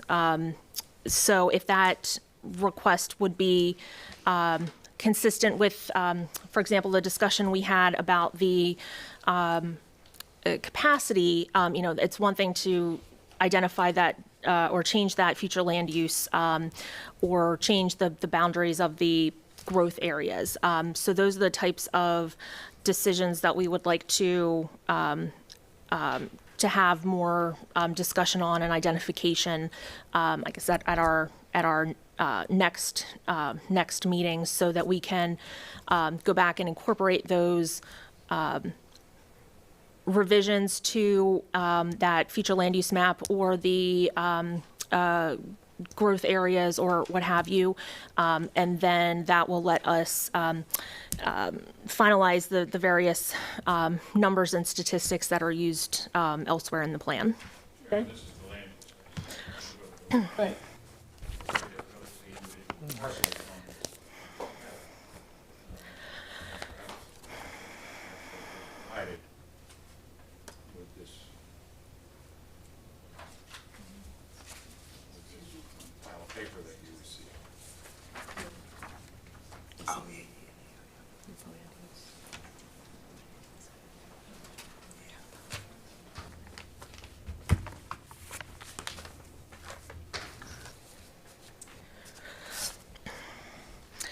So I guess we'll postpone our,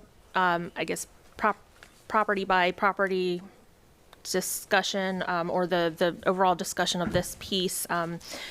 The only other item that we had was just the implementation chapter, which, of course, summarizes the strategies that were held elsewhere in the plan, and based on the discussions with the technical committee, they did identify a request to streamline it, make it a little bit more user-friendly. So you should have another spreadsheet that shows that. So instead of having a list that has, sub bullets upon sub bullets, we're going to be looking at that structure to make each strategy, a very specific designated strategy, which hopefully will just make the ease of use a little bit more. So the strategies that are outlined in the chapters will be revised to reflect that that desire. And with that, I guess I don't really. It might be best to let the people in the audience make their comments, since they are here today, though, about their rezoning requests. So I was going to say, should we just go through, here's each one, and here's what the rezoning request is, so you're aware, and they can make any comments on that, and then we can have the discussion on what happens We for can the do next that, but meeting. you don't have all 43 here today, right? I don't understand why we would be considering a rezoning request before we determine what the land use map is. Right. Particularly in light of the suggestion that the growth areas may. I think Amy might have a different opinion. Just let them.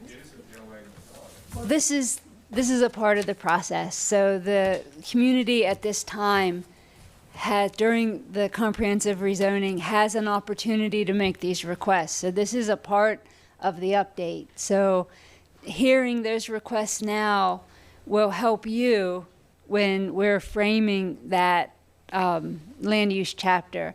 Like I had said a few minutes ago, we know that some of the requests we may not be able to honor because we know that we have capacity limitations, but it's at least appropriate to hear what those requests are, especially from the people who have attended today to represent their applications. So if you might want to call them up one at a time so you don't have to go through the whole list, that would be okay too.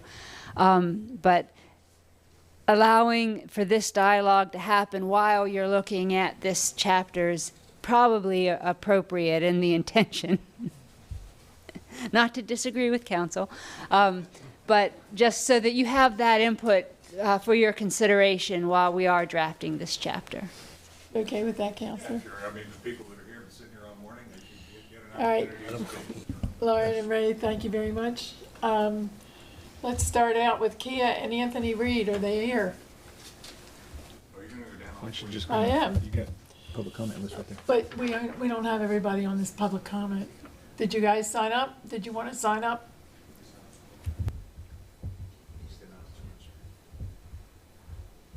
Anybody need to sign up? One in the back. All right, let's take a 5-minute break and sign up.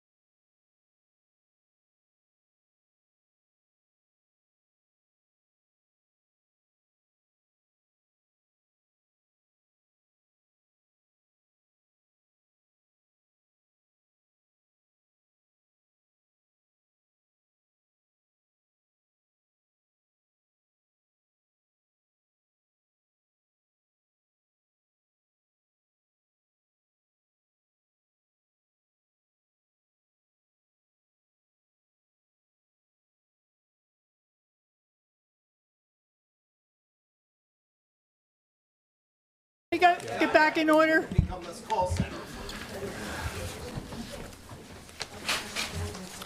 Chris, will you check your microphone when you talk again? Commissioner Wilson just called and said he had trouble hearing you. Okay, meeting's back in order. We're going to start with the public comment. You're limited to 3 minutes. So we're going to start off with Scott McGlashan. Scott's not here? He's out in the hallway.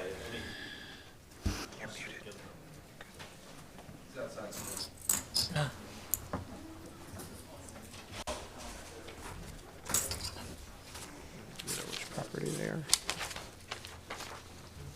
Scott, you're up. Come here so they can talk to their microphone. Scott. You can come to this one. Right here. This microphone. Well, Lauren, I need to put that microphone in front of you then. Grab a chair. We can be borrowing chairs. You are more than welcome to. We're just going to flip to the property you're talking to. That's all we're up here for. So Thank you very much. If you're good, Lauren, I'll Pull the microphone toward you, Scotty. Yeah. Don't fall down. You're limited to 3 minutes. Yeah, oh, yeah, okay. I'm going to let Howard 15 start if you don't minutes. mind. 3 minutes. 3 minutes. Good morning. My name's Howard Dean. I've got a, Howard, you're not on my list. I'm with him. He's your mouthpiece. He was supposed to sign my name, but he didn't do it. Sorry about that. I want to read something to you on agriculture first, and I have a statement to make. I guess I better put my glasses on. I don't think he heard the 3 minutes. Right, you got 3 minutes, I'll read period. real fast. Agriculture land has value both in the inherent worth of the land as well as the crops and resources they produce. To determine the Delmarva region agriculture value, county level data was collected in 2007 by North American Industry. The Delmarva Peninsula has nearly 7,000 farms, of which nearly 5,500 are individual or family farms. The average value of land and building on each of those farms is $1.8 million. The region has 1.3 million acres of land dedicated to crops that generate $2.8 billion in agriculture products sold every year.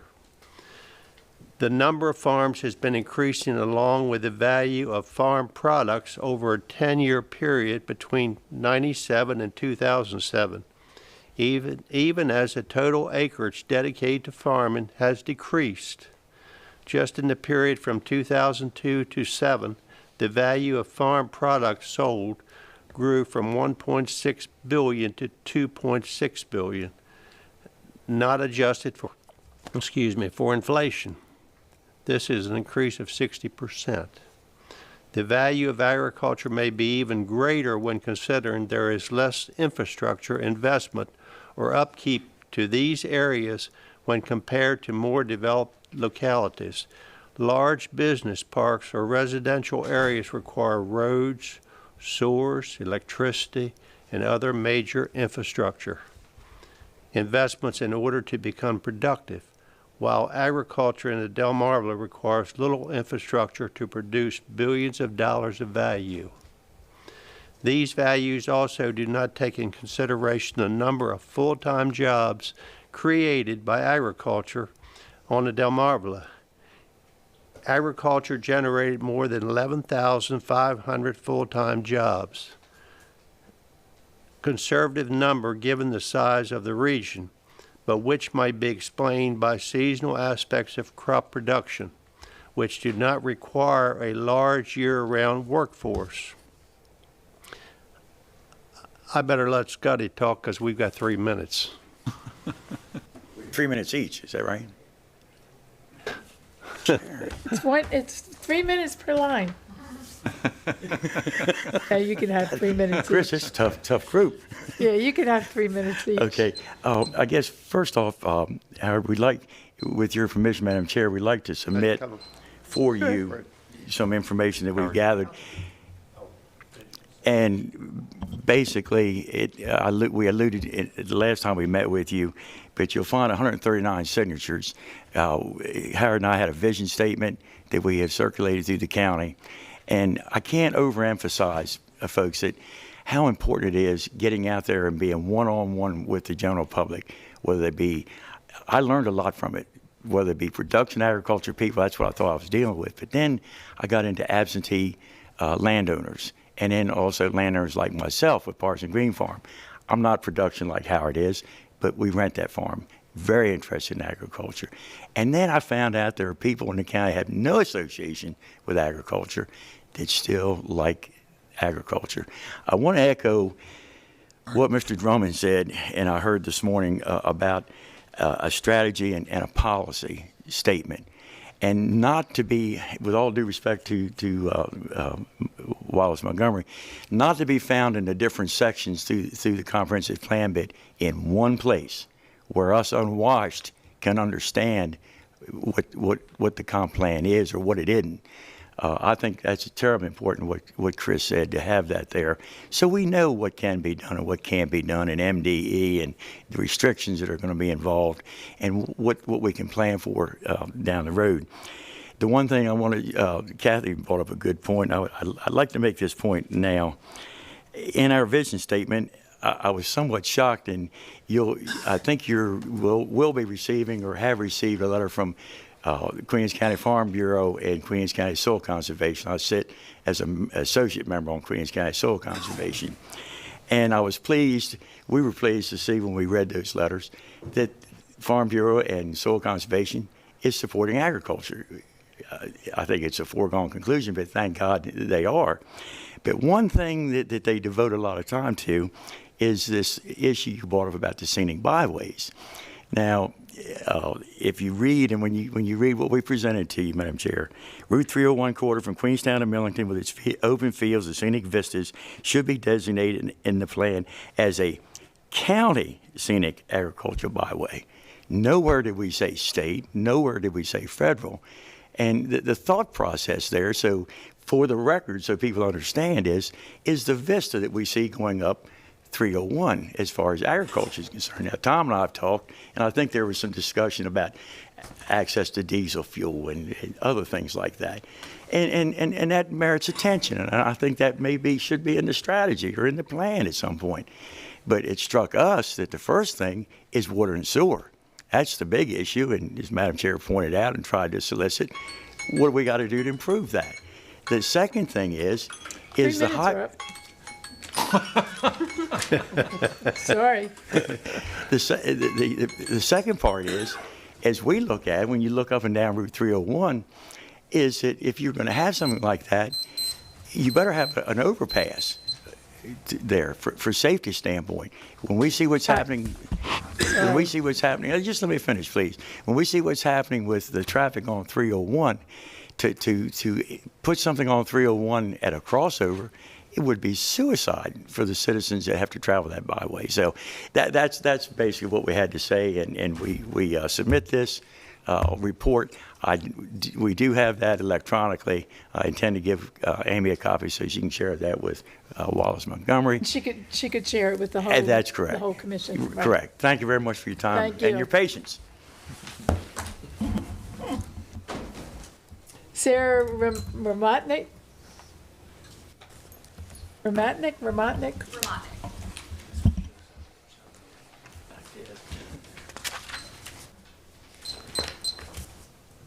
Good. Thank you. My name is Sarah Ramatnik, and I'm representing the Eastern Shore Land Conservancy. Thank you for the opportunity to speak with you all today. Eastern Shore Land Conservancy remains committed to preserving the rural areas of the Eastern Shore of Maryland, including Queen Anne's County. Our conservation efforts focus on critical protection and restoration opportunities, prime farm soils, and lands that provide access to nature for local communities.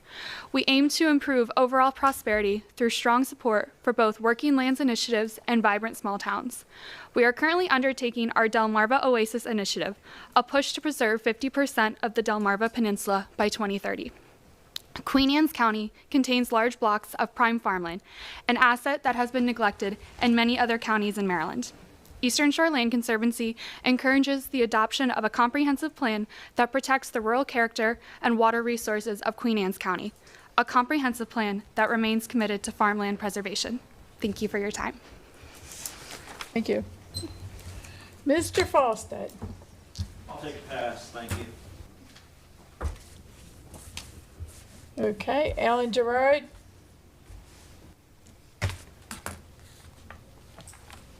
Madam Chair, members of the Commission, my name is Alan Gerard with the Chesapeake Bay Foundation. Thank you for your work on the comprehensive plan. I just wanted to give you a progress report on work being done for water quality in Queen Anne's County, and then also a specific recommendation as you do the comprehensive plan update. CBF is just wrapping up a partnership with the Maryland Department of Environment and 6 local jurisdictions, including Queen Anne's County, to strategically, efficiently deal with stormwater, specifically impervious surface, ways to bundle resources across those jurisdictions and get good progress done in the stormwater sector for bay restoration. Queen Anne's County and the 6 partners over the 3 years collectively were able to restore 50 acres of trees, shrubs, and meadows. I believe the county, in addition to the 5 local partners on the shore, contributed about $160,000 towards that effort. That resulted in almost $900,000 of projects on the ground with grants from other sources and revenue that was able to really make significant gains in water quality. That was sharing resources, being efficient, making positive gains for water quality over the long term. So good progress. Envision the Chop Tank Collaborative is looking to expand that partnership in the future. You may be hearing about that later. Specifically with the comp plan, since stormwater is a priority, that collaborative of 6 jurisdictions looked at targeting best management practices where they can be most effective for water quality. CBF and partners worked with staff in Queen Anne some years ago to identify low-cost, high-impact opportunities for treating stormwater using high-resolution topography. Where on the landscape can you put in a best management practice where it's going to make the best difference for water quality? Those maps exist. They were used partially as that initiative I just spoke before with the 6 jurisdictions, but there's opportunity to do more. Queen Anne's literally has hundreds of BMPs ranked in terms of their location on public land, proximity to surface water, opportunities to, again, make the biggest gains for water quality at the least cost. My recommendation to you as planning commissioners and your consultant that's working on the comp plan update is to be clear in your comprehensive plan that you prioritize low-cost, effective, best management practices where they're going to be making the biggest gains for water quality. I think it can come in the form of a policy statement.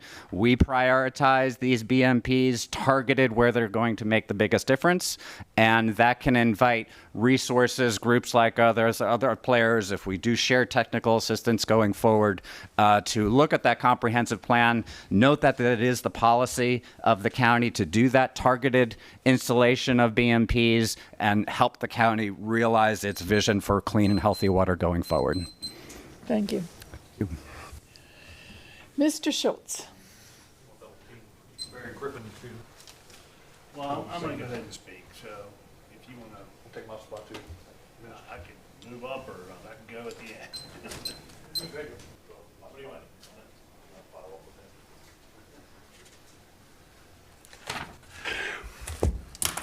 I'm going to speak a little bit about Mr. Schultz, one of the petitions. Introduce yourself again. I'm sorry, Again, Barry Barry. Griffith, Lane Engineering. I'll speak a little bit about Tracy's thing, but I think it sounds like we're going to be back next month to get into the specifics. I think what I'd rather spend my 3 minutes on is just a little bit of background for me as a planner who's been in the county working for about 30-something years on public and private sector. So, growth pressure is coming to Queen Anne's County. It's a market-driven thing. It's going to come here because of our geography, state and federal policies that impact where development and future growth is going to occur, spending policies at the state level, federal level, new trends impacting how we work and where we work and how we shop and conduct business, but it's coming. So the comprehensive plan is our tool for how we're going to manage the growth that is ultimately coming to this county. And in this county, we have a long history of a very stable approach to growth management. One, we want to preserve our farmlands and our rural character. And two, we want to direct our growth to growth areas where we have infrastructure and where we have the potential for future expansion of infrastructure. These are our towns and our growth areas. We need to do the second thing, plan for the growth areas, in order to accomplish the first thing, which is to have our rural character.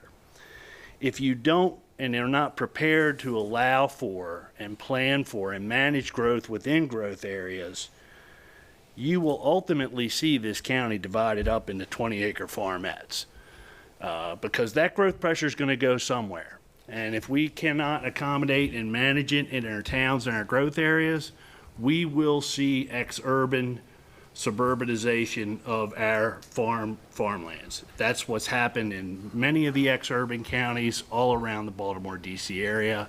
And it's sort of the inevitable outcome if you don't have some place to accommodate future growth.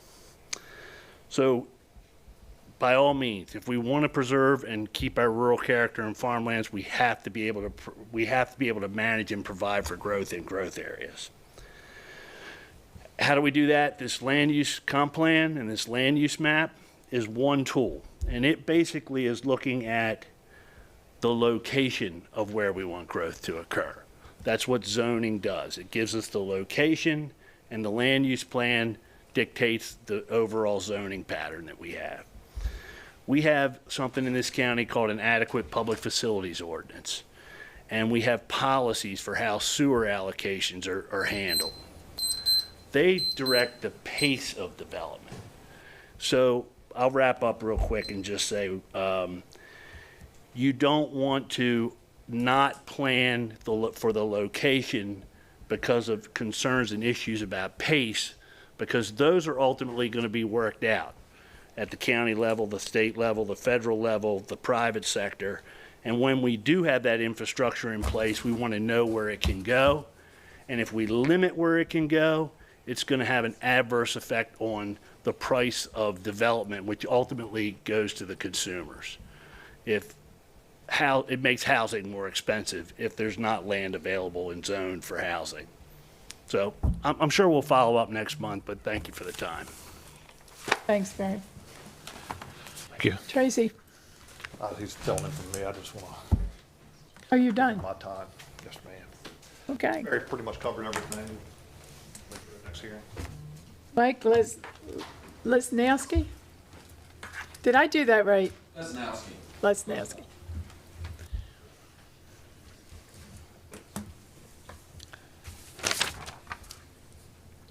CRR 35 for the. She's got the controls, yep. Good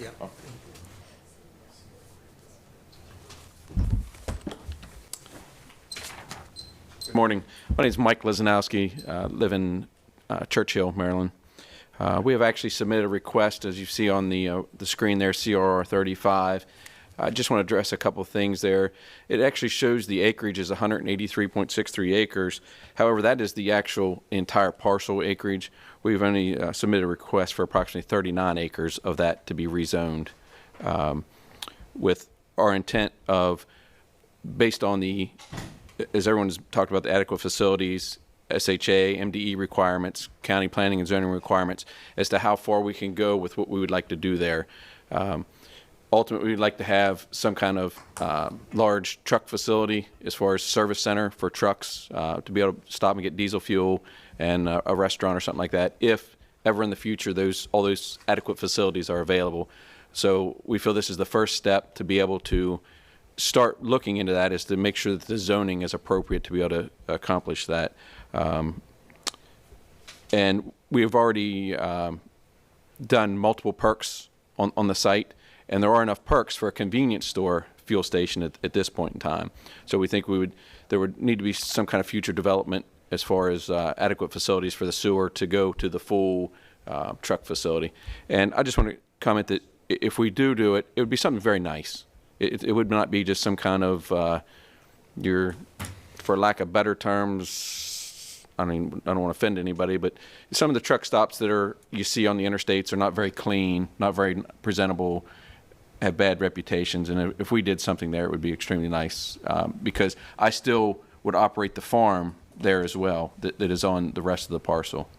So, and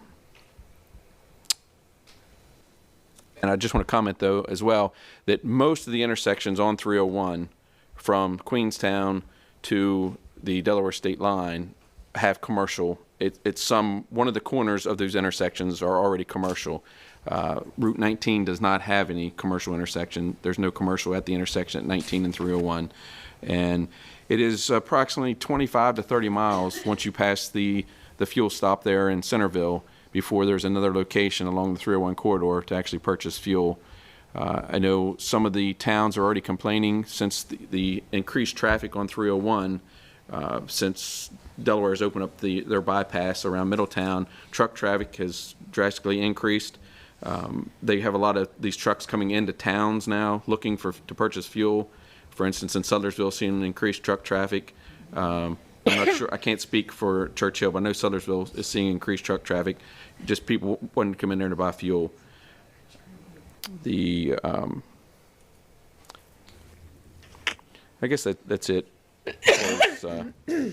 What I wanted to address, just so that we had some information, Well, now more we know information out it's there. it. I'm sorry? Now we know it's it. Yes. Thank you. Thank you. Thanks, Mike. Cliff and Danielle.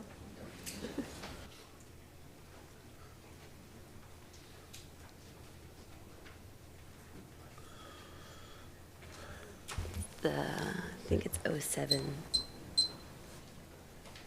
I'm Cliff Lowe, a resident of Kent Island. I'm Danielle Lowe.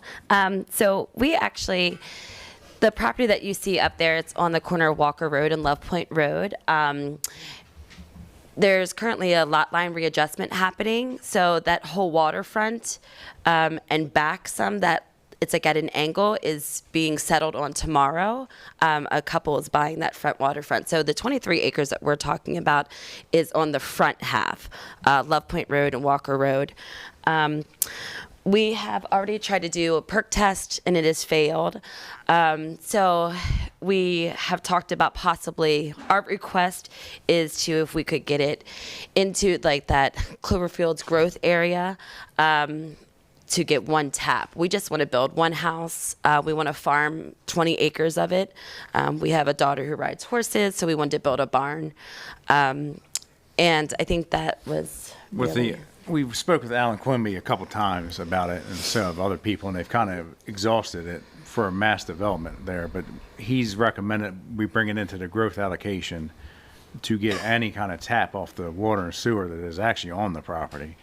But we need to, I think, put an easement on it is what was recommended, that we just want to develop for our own personal residence, and that's How it. many acres is it altogether?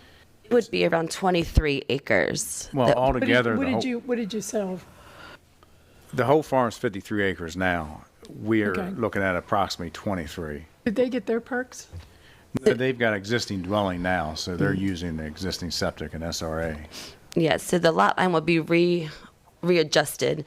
So where that angle comes, it will go straight down like towards Walker Road. It would almost kind of go right to where. So with all the discussion, we open a can of worms. We want growth allocation to extend to be able to get this tap, but we don't want to develop that way. Yeah, we just want one house. We want to make sure everybody understands that too. We're not trying to go in there, and I think that's where somebody said put an easement on the property, and we could actually, with some of the discussion that's going on, is put it into a preserve for the farm area. And I think that's some of the things you guys are going over now. It used to be farmed, and it's never had any chemicals or anything. So we talked about even doing like organic farming, just do like 20 acres. So we would really only be using, for our home and barn and pasture, like 2 pastures. But to lock it in that it could never be overdeveloped in the future as well. So. Just wanted to clarify. Yeah. What we're after. Okay. Yep. Thank you. Thank you. Thank you. Is it Guinevere? McFarland? Did I say that right? Genevieve. Genevieve McFarland with Stevens Palmer on behalf of Chester Haven Beach Partnership. It is CRR05. So very quickly, this property has a long and complicated history that can't be discussed in just 3 minutes. We did submit a request with extensive exhibits and explanation of that history. Just a few key points. Back in 1959, there was a subdivision that has since been reconfirmed and approved of 178 legal lots of record. In 1993, it was designated in a growth area, and in 1997, it was zoned as CMPD. It had since been eliminated from the growth area in 2007. Since then, there have been several public works agreements and sewer allocation deposits paid. And at this point, we're asking to be re-included into the planning area so that it can be rezoned as CMPD for an opportunity for better development than it is right now, including, better buffers and a better layout. Right now, as I said, there are sewer allocations that have been reserved through deposits that are non-refundable to the county. However, there's no water on the property. To get that, we would need to be in that planning area.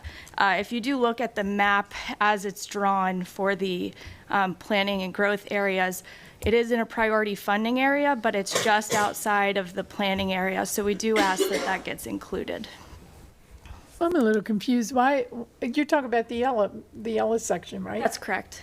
Okay, so it says that it's CMPD, if you're asking for that. It's NC 15.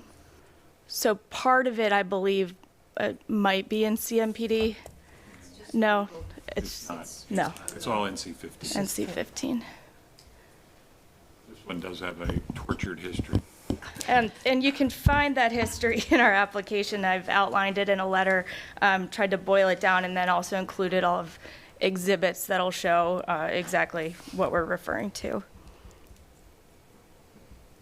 Do you know why that's in there? That CMPD reflects the blue Gibson's property grant. on the other Gibson's side grant. of that boundary. Now, that's Gibson's grant to the left. Okay. Thank you very much. Is there any other public comment? There being none? We're finished. We have nothing else. Someone on Zoom? You what? Is there someone Zoom? Yeah, someone waiting on Zoom. Okay, what do you have? Let's see. So, Annie, if you would unmute yourself and ready to go. Hi, good morning. Annie Richards here, Chester Riverkeeper with Shore Rivers. I want to congratulate the county on its goal of preserving 100,000 acres of land by 2030. And I just wanted to state on the record that Shore Rivers and its members will advocate that a portion of that preserved land should be repurposed as public parks with more water access. Over the last 10 years, Queen Anne's County has lost 110 acres of land. So looking forward, moving towards resiliency to our communities and shoreline in the face of climate change, we should seek to replace those or compensate for that lost transitional area for the protection of our shorelines and communities. I also advocate for aggressive development reform relating to impervious surface in the middle and lower Chester watersheds and the Y watershed, which are hovering just under 5% and could be in danger of absorbing development that will no longer be feasible in Ken Island due to wastewater overloads. I agree with Steve that we cannot and should not seek to build our way out of this, but rather reimagine future development opportunities that complement our rural character and prioritize environmental health and impact. I also endorse Amy's statement that now is the time to address the development challenges we face. We cannot afford to delay shoreline resiliency, green development, land protection. And lastly, I want to reiterate that there are many advocacy organizations in Queen Anne's County, many who were here today, that are here to help the county achieve those goals. Shore Rivers is a technical service provider recognized by National Fish and Wildlife Foundation and have a vested interest in designing and funding large restoration projects that connect the most communities possible to our waterways, and also, as Mr. Gerard mentioned, make the greatest positive gains for our water quality. Thank you.